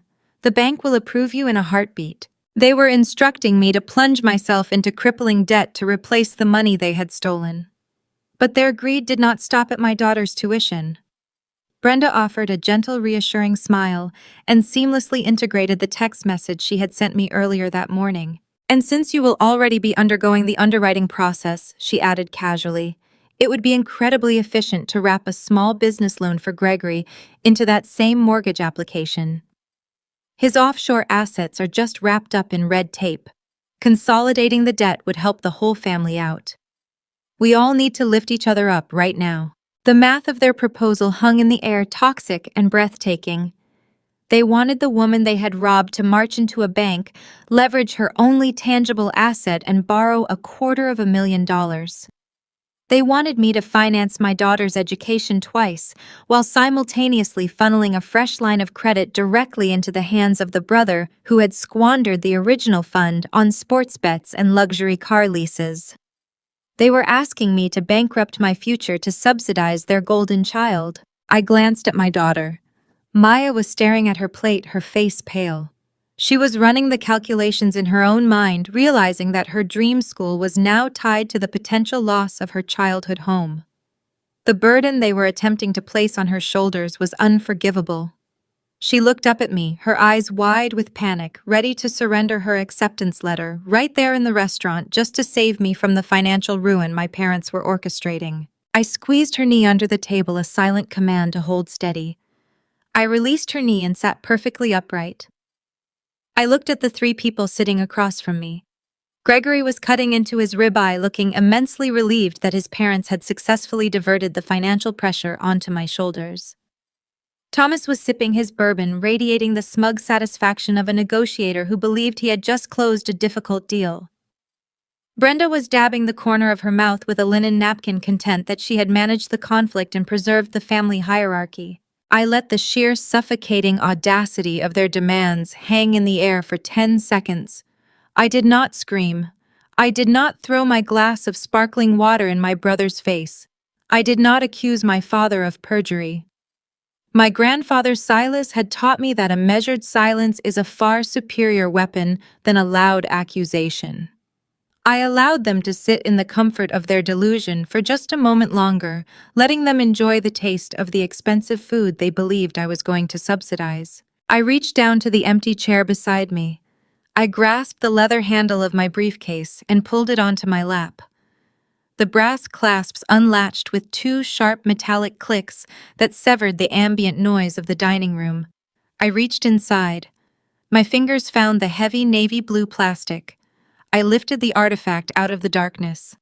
I raised it above the edge of the table and placed it squarely in the center of the white linen, setting it down directly next to my father's expensive steak. The heavy thud of the navy blue binder striking the table severed the quiet murmur of the steakhouse. It landed directly between my father's half-eaten filet mignon and Gregory's crystal wine glass. The physical weight of the object commanded immediate attention. Thomas stopped chewing.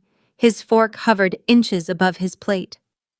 Brenda froze, her napkin pressed halfway to her mouth.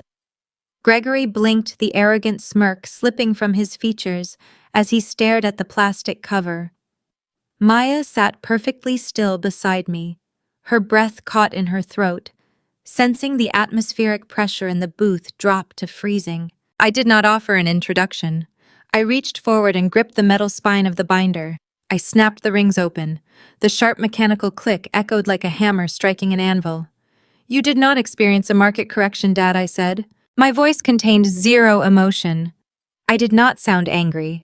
I did not sound betrayed. I sounded like an actuary delivering a quarterly risk assessment to a board of directors that was about to be indicted. I extracted the first document from its protective sleeve.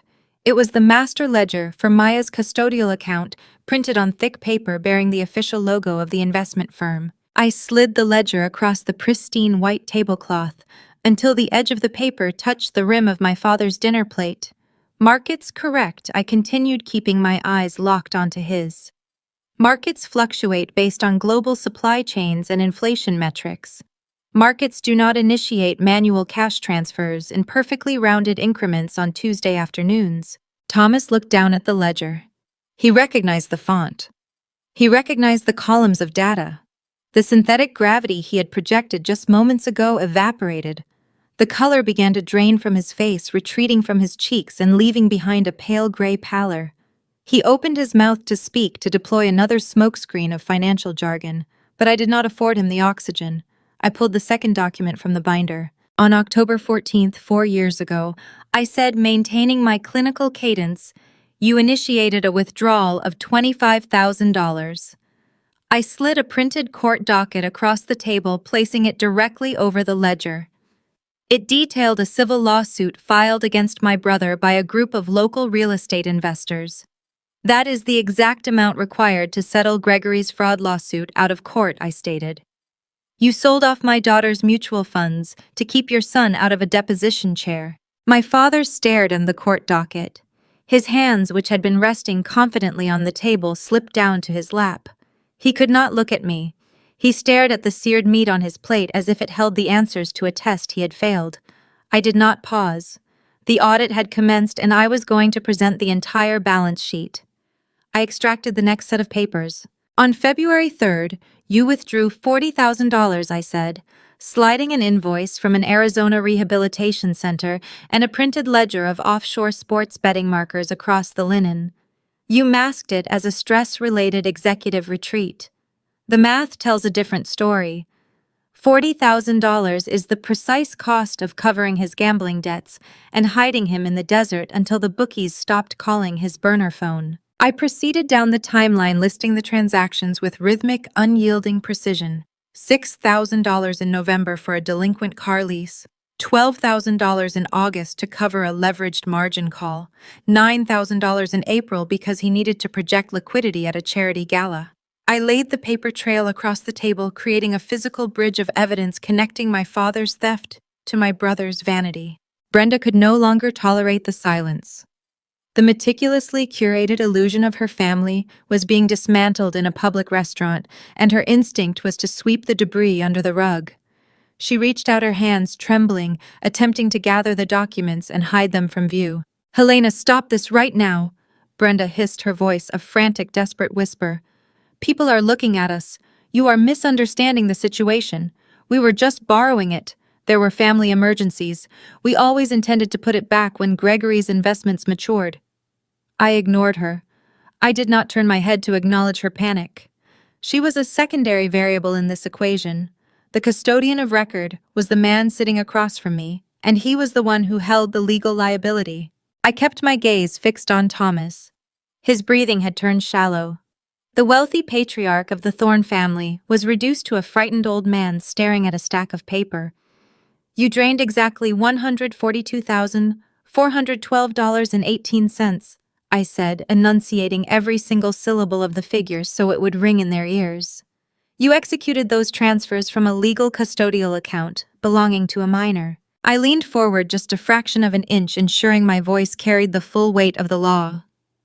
"When you signed the documents to open that 529 plan, I explained you accepted a strict fiduciary duty to act solely in Maya's best financial interest. Using those funds to pay off illicit debts incurred by a third party is not a bad investment. It is not a family emergency. It is felony wire fraud, and it is a severe breach of your fiduciary covenant. The word felony hung over the table, toxic and undeniable. Thomas closed his eyes. He knew the definition of the word. He knew the legal exposure he had created for himself. He had relied on my lifelong compliance, assuming I would never audit his actions, because I had always respected the traditional hierarchy of our Pennsylvania household. He had miscalculated the risk. Gregory, however, lacked the intelligence to recognize a checkmate. My brother operated on pure ego and desperate bravado. He saw his parents crumbling under the weight of the evidence, and his fragile pride demanded a counterattack. He tossed his linen napkin onto his plate, knocking over his wine glass in the process. A pool of dark red liquid spilled across the white table, soaking into the paper documents I had laid out. He leaned across the table, invading my physical space, attempting to use his size to intimidate me. His face was flushed with alcohol and fury. He smelled like expensive cologne and cheap panic. "You think you can threaten us with spreadsheets, Helena?" Gregory sneered, his voice loud enough to turn heads at the adjacent booths. "You think you can walk in here with some printed papers and dictate terms to this family? You are nothing but a glorified accountant. Dad was just managing the assets. You have no idea how the real world works." I did not flinch. I did not pull back from his aggressive posture.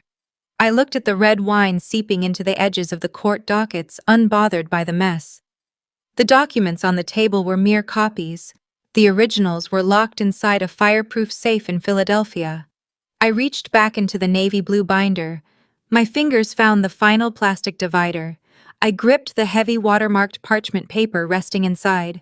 "I am not threatening you, Gregory," I said, my voice dropping to a low resonant register that commanded the space between us. I extracted the document and held it in my hand. I looked at my brother, taking in the full measure of his arrogant, empty life. "I am auditing you," I said, "and the audit is already finished." The red wine continued to spread across the white linen, but I did not let it touch the heavy parchment paper I held in my hand. I lowered the final document to the table, placing it precisely on a dry section of the cloth, just out of Gregory's reach. The paper bore the official watermark of Caldwell and Associates, but the top page was a high-resolution copy of a handwritten letter. The blocky, deep impressions of the ink were undeniable. I looked at my father. He had stopped trying to maintain eye contact with me. His gaze was fixed on the spilled wine, his shoulders slumped in defeat. "Read it," I commanded. My voice was no louder than a whisper, yet it carried the undeniable authority of a judge issuing a final verdict. Thomas hesitated. His hands trembled as he reached across the table and picked up the paper. He recognized the handwriting immediately. Any man from his generation, raised in the shadow of a self-made Pennsylvania industrialist, knew the weight of his father's signature. Silas Thorne had spent his youth in the coal mines before building his commercial hardware plaza. He possessed hands calloused by grueling labor and a mind sharpened by brutal pragmatism. My grandfather never raised his voice, but his written words were permanent and uncompromising. Thomas had spent his entire life shrinking under the weight of that quiet judgment, forever aware that he could never measure up to the man who built the empire he so casually enjoyed. As my father read the opening lines of the letter, I watched decades of curated arrogance strip away from his frame. The transformation was physical. His spine curved forward. His jaw went slack. The tailored suit he wore suddenly looked too large for his deflating posture. He was no longer the imposing patriarch of the Thorne family. He was a small, frightened boy being scolded from the grave. His eyes darted back and forth across the page, absorbing the posthumous condemnation. He read the paragraphs where his own father labeled him weak, vain, and inevitably corrupt. He read the lines detailing how Silas always knew Thomas would drain the family resources to protect a foolish son. He read the final damning sentence where Silas instructed me to balance the ledger and lock him out of his own kingdom. Thomas lowered the letter. The paper shook in his grasp. He looked at me, his eyes wide and hollow. The silence at our booth stretched, expanding outward until it seemed to mute the surrounding chatter of the crowded steakhouse. Brenda leaned over, squinting to read the text over his shoulder. She caught sight of the legal execution directive stapled behind the letter bearing the official seal of the Philadelphia trust firm. her brow furrowed in confusion, unable to comprehend the dense legal terminology, but her instincts registered the unmistakable scent of danger. "What is that, Thomas?" my mother asked, her voice tight with rising panic. "What does it say? What did your father write?" Thomas could not answer her. His vocal cords seemed paralyzed. He simply let the document fall from his hands back onto the table. "I will explain it to you, Mom," I said. I folded my hands together and rested them on the edge of the table, leaning forward to ensure every word landed exactly where it was intended. "Grandpa Silas knew you were a thief, Dad," I stated clearly. "He knew you lacked the integrity to manage the family wealth responsibly. He left the commercial plaza to you in a revocable structure called the Keystone Trust. He allowed you to collect the monthly revenue, but he never actually trusted you with the principal asset. He embedded a self-executing tripwire inside the charter." I shifted my gaze to my mother, watching her process the information. "He explicitly wrote that if Thomas ever committed a fiduciary breach against me or Maya, the trust would automatically dissolve his standing." I continued. "Stealing $142,000 from a custodial account is a catastrophic fiduciary breach. It activated the morality clause. The commercial plaza reverts entirely to me." Brenda gasped.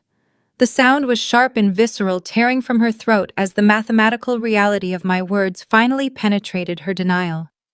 She understood the mechanics of their lifestyle perfectly, even if she pretended to ignore the ledgers. The commercial plaza generated a net passive income of $180,000 every single year. That revenue stream was the singular source of their affluent facade. It funded her charity luncheons, her designer wardrobe, and the payments on their sprawling suburban home. It was the bottomless well they drew from every time Gregory needed to be rescued from his own disastrous choices. "You are lying!" Gregory interjected, his voice cracking under the strain of sudden terror. "Grandpa left that plaza to Dad. It is his property. You cannot just take it away with some old letter. You are making this up to scare us." I turned my head slowly to look at my brother. His face was pale and slick with a nervous sweat. The bravado he had displayed just minutes earlier when he was lecturing my daughter about leveraging capital and working hard had completely vanished. He was looking at his sole source of income evaporating into thin air. "I do not bluff, Gregory," I said, maintaining my icy composure. "The letter was merely the instruction manual. The execution directive is the legal mechanism." I tapped the stapled document resting on the table. "I met with Mr. Caldwell in Philadelphia yesterday," I explained, delivering the final blow with methodical precision. I provided his firm with the flawless documented proof of the stolen college funds. They reviewed the bank statements, the court dockets, and the withdrawal dates. The fiduciary breach was verified. The trust officers executed the transfer this morning. I paused, allowing the gravity of the timeline to settle over them.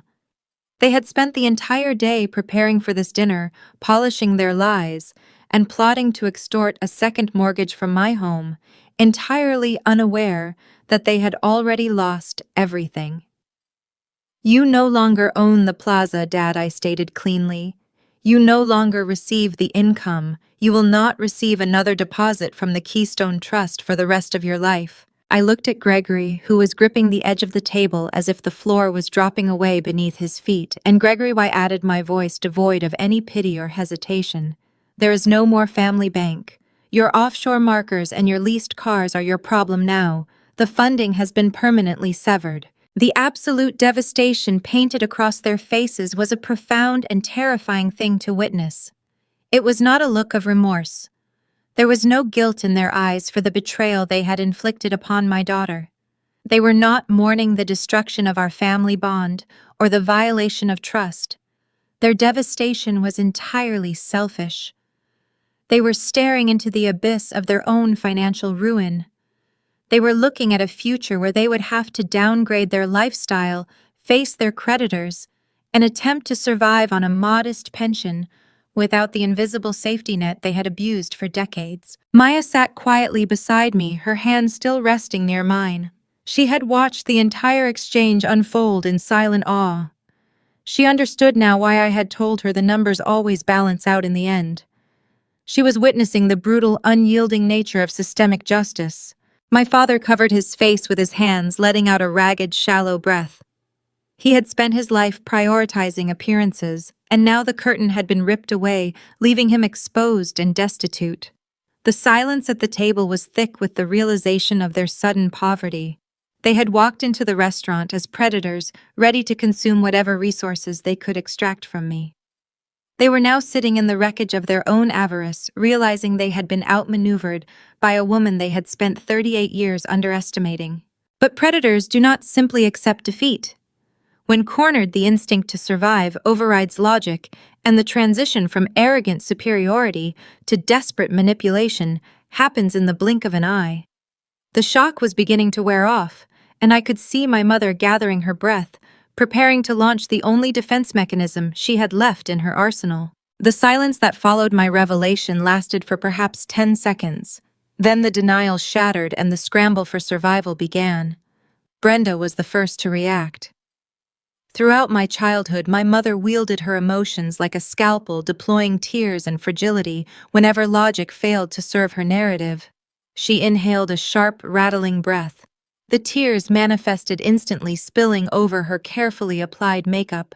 She did not weep quietly into her napkin. She weaponized her grief, increasing her volume to ensure the neighboring booths could hear her distress. "Helena, how could you do this to us?" Brenda cried, clutching her chest as if experiencing physical pain. "We are your parents. We gave you everything. You are making us homeless over a simple mistake." Her performance was designed to trigger my inherent sense of daughterly duty and to weaponize the social pressure of the upscale restaurant. She expected me to shrink, to lower my voice to comfort her, and promise a compromise to avoid a public scene. Instead, I observed her theatricality with the detached interest of a scientist studying a predictable chemical reaction. "You are not going to be homeless, Mom," I replied, my voice steady and unyielding. "You own a 4-bedroom colonial house free and clear. You collect 2 substantial pensions. Your baseline survival is entirely secure." I leaned forward, refusing to let her hide behind fabricated destitution. "What you lost today is the luxury income I continued stripping away her martyrdom. You lost the country club dues. You lost the leased luxury sedans. You lost the surplus cash you used to fund Gregory's offshore gambling habits. You will simply have to live within the means of a normal retirement, just like the working-class people you pretend to admire." Brenda gasped, her fake tears faltering as my cold logic dismantled her performance. She looked at Thomas, silently demanding that he regain control of the situation. My father had been staring at the legal documents on the table, calculating the ruin of his legacy. He realized that intimidation would no longer work, and my mother's emotional manipulation had failed. He pivoted to the only tactic he had left. He attempted to negotiate. Thomas wiped a bead of sweat from his forehead. His hands shook as he reached across the table, palms turned upward in a gesture of desperate surrender. "Helena, listen to me," Thomas pleaded. His voice lacked its usual resonant authority, reduced to a thin, reedy whisper. "I was foolish. I made a terrible error in judgment. I panicked when Gregory got into trouble with his investors. But we can fix this. We are family." He looked at Maya, attempting to use her as a pawn in his bargaining strategy. "I will pay Maya back," Thomas promised, his eyes darting between me and my daughter. "Every single cent. I will liquidate my personal stock portfolio. I will pull from my retirement accounts. Maya will have her tuition by the end of the week. Just call Caldwell in the morning. Tell him there was a misunderstanding. Reverse the trust transfer and we can put this ugly business behind us." He spoke with the desperate urgency of a man trying to plug a leaking dam with his bare hands. He believed that because he held the title of father, I would eventually cave to a promise of restitution. He still thought he possessed bargaining power. He still thought this was a negotiation. I looked at the man who had raised me, feeling profound pity for his lack of comprehension. "The trust transfer is irrevocable, Dad," I stated cleanly. The word struck him with physical force. He recoiled, his eyes widening in horror. "Grandpa Silas engineered the Keystone Trust to be a one-way valve," I explained. walking him through the legal architecture of his ruin. The morality clause is permanent. Once the fiduciary breach was verified and the transfer executed, your standing dissolved forever. There is no appeal process. I could not reverse it even if I wanted to. I paused, letting the finality of the legal mechanism settle over the table. And even if the transfer were reversible, I added, my voice hardening into impenetrable steel, I do not negotiate with people who steal from my daughter. Thomas slumped back against the leather booth, all the air leaving his lungs. The reality of his permanent impoverishment finally took root. He had nothing left to bargain with and no authority left to project. While my parents were sinking into the quicksand of their new reality, Gregory was conducting a frantic calculation of his own. My brother had always relied on the bank of Thomas and Brenda to shield him from the consequences of his actions. His entire identity was built on the assumption that a safety net would always appear whenever he took a reckless leap. With the commercial plaza gone, the safety net had vanished. Gregory realized that the offshore bookies, the angry real estate investors, and the luxury car dealerships would no longer receive their quiet wire transfers. The facade of the successful day trader was dead. He was going to face the full, unshielded wrath of his creditors, and he lacked the skills, the work ethic, and the capital to survive them. The panic in Gregory's eyes morphed into untethered rage. He could not accept that his endless stream of unearned wealth had been severed by the sister he viewed as a subservient utility. "You deceitful witch," Gregory snarled, his voice rising sharply. He slammed both hands onto the table. The force of the impact rattled the crystal wine glasses, sending a fresh wave of expensive Cabernet splashing across the white linen. He ignored the mess, pushing himself up from the booth. He stood towering over the table, his face flushed a mottled, unhealthy red. "You planned this from the start," Gregory shouted, pointing a trembling finger at my face. "You were just jealous. You have always been jealous of me. You manipulated an old man into writing a fake letter so you could steal our property. You are tearing this family apart over some stupid college fund." His volume pierced the subdued atmosphere of Wellington House. In conservative Pennsylvania, public decorum is a strict social currency. The quiet hum of wealthy patrons discussing business deals and weekend golf outings evaporated instantly. Waiters halted mid-stride, balancing silver trays of seared steaks and chilled martinis. Diners at adjacent tables turned in their seats, their conversations dying as they witnessed the golden son of the Thorne family losing his mind. I did not flinch. I did not raise my voice to match his. I maintained my seated posture, projecting absolute stillness. Gregory realized I was ignoring his outburst, which only fueled his petulant fury. He turned his rage toward the parents who had ruined themselves to protect him. "And you too," Gregory yelled, glaring down at Thomas and Brenda. "You just sit there and let her do this. You were supposed to manage the trust. You were supposed to protect the assets. Now I have creditors breathing down my neck and you tell me the money is gone. You are useless." The ugly reality of my brother's character was now broadcasting on a public frequency. The charming, sophisticated entrepreneur vanished, replaced by a desperate, entitled addict throwing a temper tantrum because his allowance had been revoked.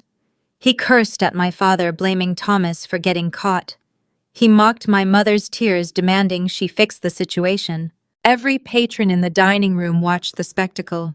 The local politicians, the corporate executives, and the country club members who had previously viewed my father as a respectable peer were now receiving a front-row seat to his true legacy. They saw a man who had enabled a monster. They heard Gregory inadvertently confess to dodging creditors. The social standing Thomas had spent a lifetime cultivating was disintegrating right before his eyes, destroyed, not by my hand, but by the son he had sacrificed my daughter to save. Maya sat close beside me, trembling slightly at the sudden eruption of hostility. I reached beneath the table and grasped her hand, interlacing my fingers with hers. I squeezed firmly, sending a silent message of unyielding protection.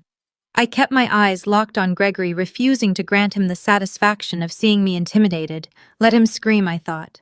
Let him expose every toxic layer of this family dynamic to the people whose opinions my father valued more than his own integrity. A manager in a dark suit materialized near the edge of the dining room, speaking quietly into an earpiece, clearly preparing to intervene. Gregory noticed the approaching staff and realized he had lost control of the environment. He kicked the base of the wooden table, sending a dull thud echoing through the space. "You are going to pay for this." Helena Gregory spat his chest, heaving with exertion. "I will sue you. I will drag you through court until you are bankrupt. You have not won anything." He snatched his suit jacket from the back of the booth, ignoring the spilled wine dripping onto the upholstery. He turned and stormed toward the exit, shoving past a startled waiter and pushing through the heavy oak doors. He left his parents sitting at the table, abandoning the people who had bankrupted themselves to keep him afloat. I remained perfectly still, holding my daughter's hand, breathing in the scent of seared steak and spilled wine. The trap had closed. The audit was complete. The enemy had destroyed themselves in the light, leaving nothing but silence in their wake. The heavy oak doors swung shut behind my brother, sealing off his frantic retreat. Inside Wellington House, the silence was absolute. You could hear the faint hum of the climate control system and the clinking of ice melting in a discarded glass. I did not turn my head to watch Gregory leave. I kept my focus entirely on the two people remaining at my table. My father sat paralyzed, his chest barely moving, as the reality of his ruin anchored him to the leather booth. My mother was weeping quietly now. The theatrical volume had drained from her performance, replaced by the chilling realization of her permanent poverty. In our affluent Pennsylvania community, reputation functions as the ultimate currency. The men and women dining around us were not anonymous strangers. They were local bank executives, country club board members, auto dealership owners, and municipal judges. These were individuals who descended from steelworkers and coal miners. They were people who carried a generational reverence for honest labor and systemic integrity. They might forgive a bad investment, but they despised a thief. And they had just heard every single word. They heard my father, the supposed patriarch of the Thorne family, unmasked as a coward who stole from a teenage girl to subsidize a degenerate gambler. The social audit was happening in real time. Eyes bored into my parents from every angle, delivering a silent, unanimous verdict of total excommunication. The illusion of their respectable legacy was shattered into 1,000 irreparable pieces right there on the dining room floor. The restaurant manager stepped forward, his face carefully neutral, attempting to restore order to his establishment. I raised my hand slightly, catching the eye of our original waiter. The young man approached the table with cautious steps, clearly eager to escape the epicenter of the conflict. I reached into my purse and retrieved a crisp $50 bill. I placed it gently on the white linen, deliberately avoiding the spreading pool of spilled red wine. "That covers my sparkling water and my daughter's meal," I said, my voice maintaining its steady, unbothered cadence. "The rest of the check belongs to them." The waiter nodded swiftly. He took the bill and stepped back into the shadows. My parents had ordered the most expensive cuts of beef on the menu. Gregory had ordered a $300 bottle of reserve wine and bolted before taking a second sip. The remaining tab was staggering. My father was going to have to pay it using a credit card that was no longer backed by the vast wealth of the Keystone Trust. I stood up, smoothing the front of my charcoal suit. Maya stood beside me, her posture straight, absorbing the strength I was projecting. She did not look afraid. She looked like a young woman who finally understood her own worth. I looked down at my mother. She stared back at me, her eyes begging for a reprieve that was never going to come. "You kept me around because you thought I was quiet and useful," I said, delivering the words with surgical precision. "But actuaries are not just quiet, Mom. We understand that every action has a cost. Today is the day you pay yours." I placed my hand on the small of my daughter's back and guided her away from the leather booth. We walked across the carpeted dining room, navigating the maze of tables. The patrons parted for us, offering quiet nods of respect. They were acknowledging a woman who had handled a parasitic infection with grace and unyielding logic. We pushed through the heavy oak doors and stepped out into the cool evening air. The valet brought my car around. I handed him a generous tip, started the engine, and drove my daughter home. The war was officially over. During the drive home, the quiet inside my car felt entirely different from the heavy silence of the previous week. It was the clear, breathable silence of a resolved equation. Maya looked out the passenger window, watching the streetlights pass over the glass. She turned to me, her expression reflecting a profound maturity. She did not mourn the grandparents who had betrayed her. She simply accepted the truth of who they were. I told her that her tuition was fully funded, and she smiled finally, believing that her future was secure. Back at the restaurant, the aftermath of our departure left Thomas and Brenda anchored to their seats. According to a colleague who remained in the dining room, the waiter eventually approached their table carrying the leather-bound checkbook. He placed it gently on the table, offering no sympathetic words. Thomas stared at the bill, recognizing that his financial ruin had officially commenced. He handed over a personal credit card, praying it possessed enough available balance to cover the extravagant meal. Brenda sat beside him, refusing to make eye contact with anyone in the room, her carefully crafted reputation disintegrating under the harsh lighting. The fallout played out organically over the subsequent weeks, executing a perfect, ruthless math. Without the passive income from the commercial plaza, the artificial economy of the Thorne family collapsed overnight. Gregory was the first casualty. His offshore bookies and private creditors realized the wire transfers had stopped.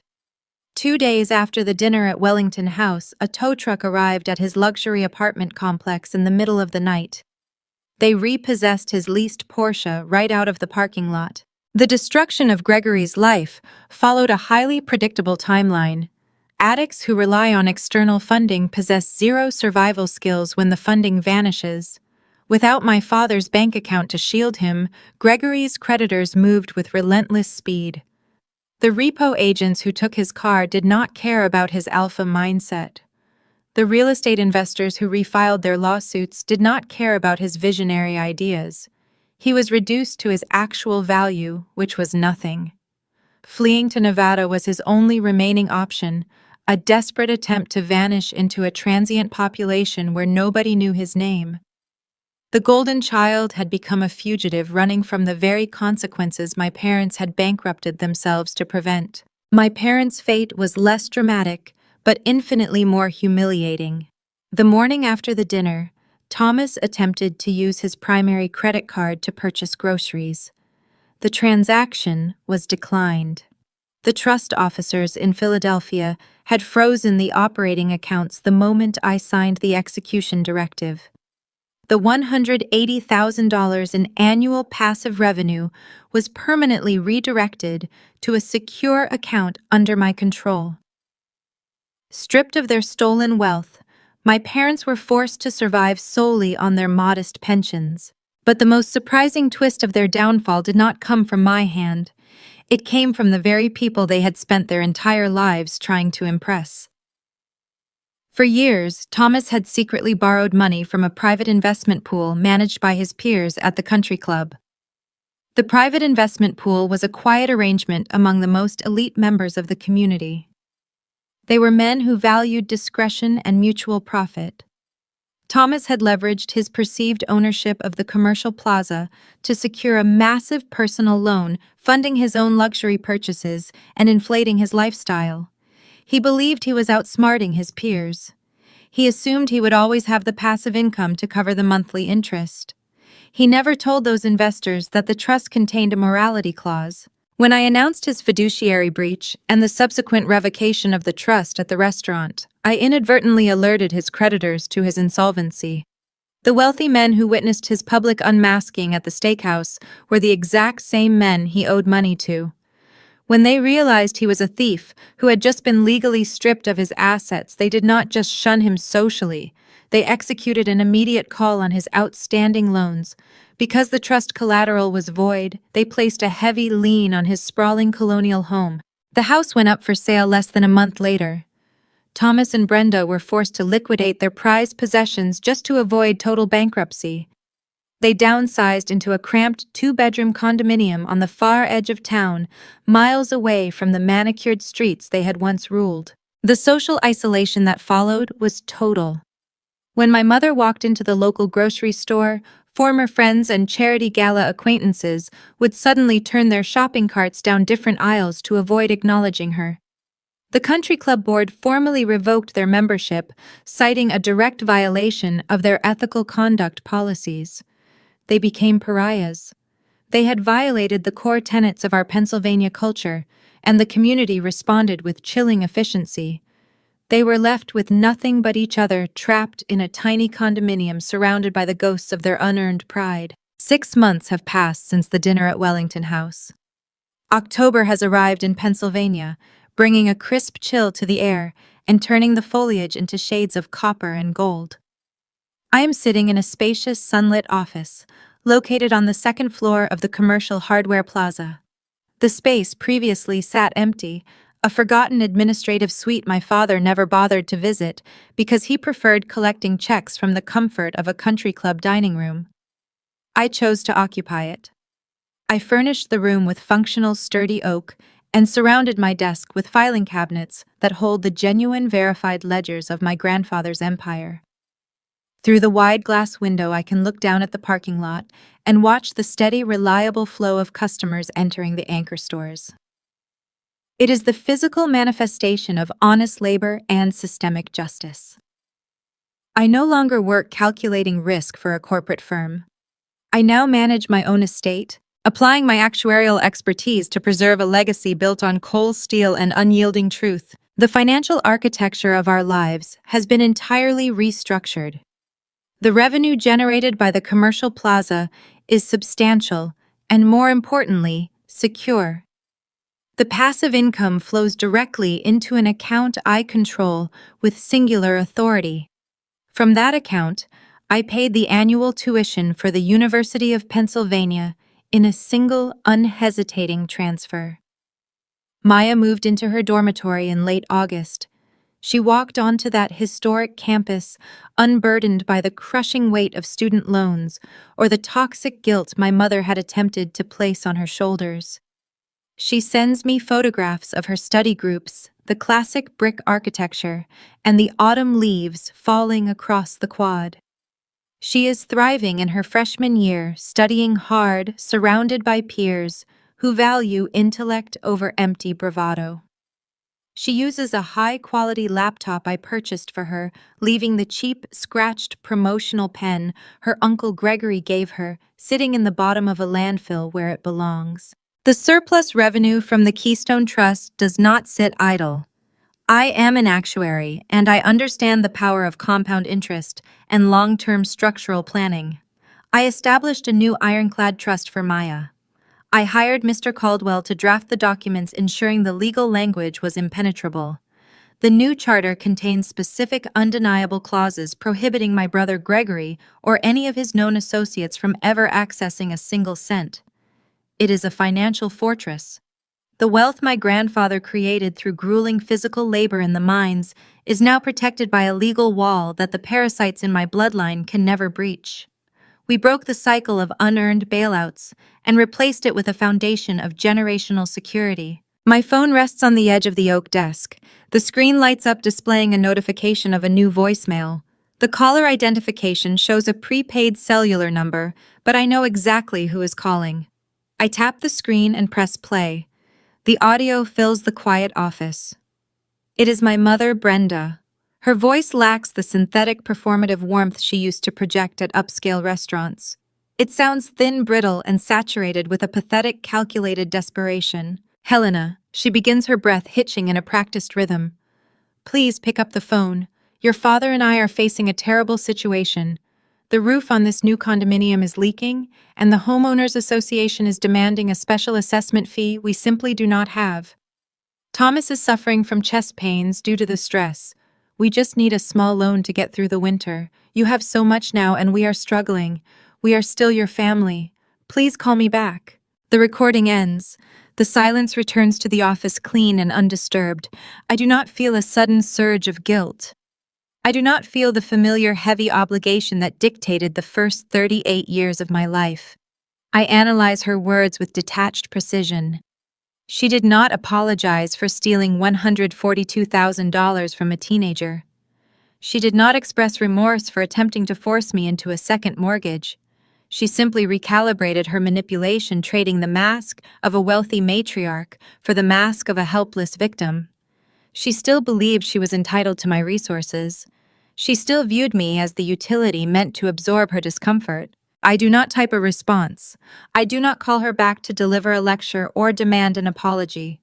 I open the audio file, select the export option, and save the recording directly into the digital version of my navy blue binder.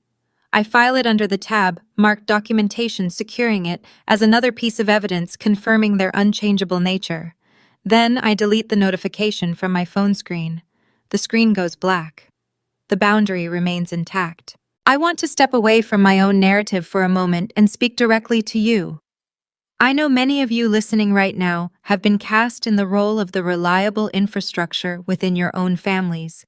You have been the daughter who is expected to sacrifice the son, who is expected to pay the bills, the quiet workhorse required to suffer in silence, while a golden child receives endless bailouts and unearned praise. You have been told that family means enduring betrayal without complaint. You have been conditioned to believe that setting a boundary is an act of cruelty. This is the core philosophy I want you to internalize today. You do not have to scream to be heard. You do not have to engage in shouting matches in the middle of crowded restaurants. You do not have to beg for an apology from people who view your pain as a convenient tool for their own survival. Vengeance is a loud, chaotic emotion that consumes the person who wields it. Seeking revenge requires you to expend your own valuable energy on people who have already taken too much from you. You do not have to seek revenge. You simply have to remove your protection and let gravity do the work. When you stop acting as the safety net for toxic people, their own weight will pull them down. When you stop funding their illusions, the harsh reality of their choices will bankrupt them. You do not have to push them over the edge. You just have to step aside and allow them to face the unshielded consequences of their own arrogance. Let the truth exist in the open light. The truth is a relentless auditor, and it always collects its due. I look at the framed photograph of my grandfather Silas sitting on my desk. He is wearing a faded work shirt, his face smeared with coal dust, staring at the camera with eyes that demanded honesty. He taught me the most profound lesson I will ever learn. True family legacy has nothing to do with shared genetics. Blood is merely a biological fact. Integrity is a choice. Legacy is built on the promises you keep, the labor you endure, and the truth you refuse to compromise. My parents chose the illusion of wealth. My brother chose the fleeting thrill of the gamble. I chose the ledger, and the ledger saved my daughter. My name is Helena Thorne. I am an actuary, a mother, and the sole trustee of an empire built on unyielding truth. I live in a state that respects quiet pragmatism, and I enforce boundaries that cannot be breached by guilt or manipulation. My daughter is securing her own future, and I am sitting in an office paid for by justice. Before we part ways, I have a question for you. Have you ever had to look at the people who were supposed to love you and realize they were only using you? Have you ever had to audit your own life and force a brutal boundary to protect your children and secure your place at a table you had to build with your own two hands? If you have ever stopped shrinking to accommodate the greed of others, I want to hear your story. Tell me about your boundary in the comments below. Remind each other that we are not alone in this fight. Share this story with someone who needs the courage to snap their own binder shut, and make sure you subscribe to Still Drama Stories. We will be here holding the line, ready for the next audit. A family does not collapse overnight. The foundation never crumbles from a single sudden impact. It rots quietly in the dark, eroded by 1,000 small decisions made in the name of keeping up appearances. We live in a culture that prizes the image of success above the reality of character. We build beautiful homes, we join the right organizations, and we curate a life that looks flawless from the street. But behind closed doors, the internal ledger of a family tells a different, often colder story. The true architecture of a household is built on the values we demonstrate when no one else is watching. Modern society pushes parents into a dangerous illusion. We confuse the accumulation of wealth and social status with actual parenting. The desire to maintain a pristine image becomes a heavy chain. Fathers and mothers begin to view their children not as autonomous individuals needing guidance, but as extensions of their own egos. A child who achieves honors or lands a prestigious job becomes a trophy to be displayed at dinner parties. A child who struggles or makes poor choices becomes a liability that must be hidden at all costs. This obsession with public perception forces parents to sacrifice their own moral compass just to protect a fragile, unearned reputation. They trade their integrity for the applause of strangers. When parental love becomes a transaction, the family dynamic fractures into toxic favoritism. The golden child, often the one who threatens to expose the parent's failures, is shielded from every consequence. The parents write checks to cover debts, fabricate stories to explain away absences, and lower every expectation just to maintain a fragile peace. They call it love. They call it loyalty.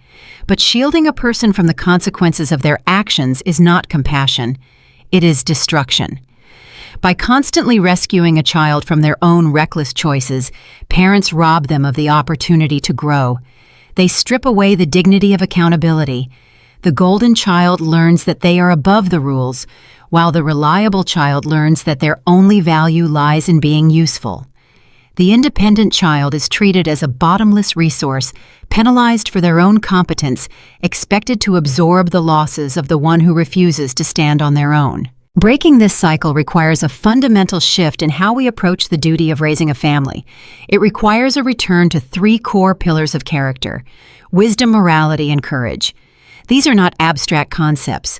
They are daily practices that require relentless discipline to maintain over a lifetime. Wisdom is the ability to see the long-term mechanics of cause and effect. A wise parent understands that covering up a lie today guarantees a larger catastrophe tomorrow. It means having the clarity to distinguish between genuine support and toxic attachment. True support empowers a child to stand alone. Toxic attachment keeps them dependent, bound by financial bailouts and emotional manipulation. A parent must realize that true clarity comes from stripping away the ego and looking at the family ledger without bias.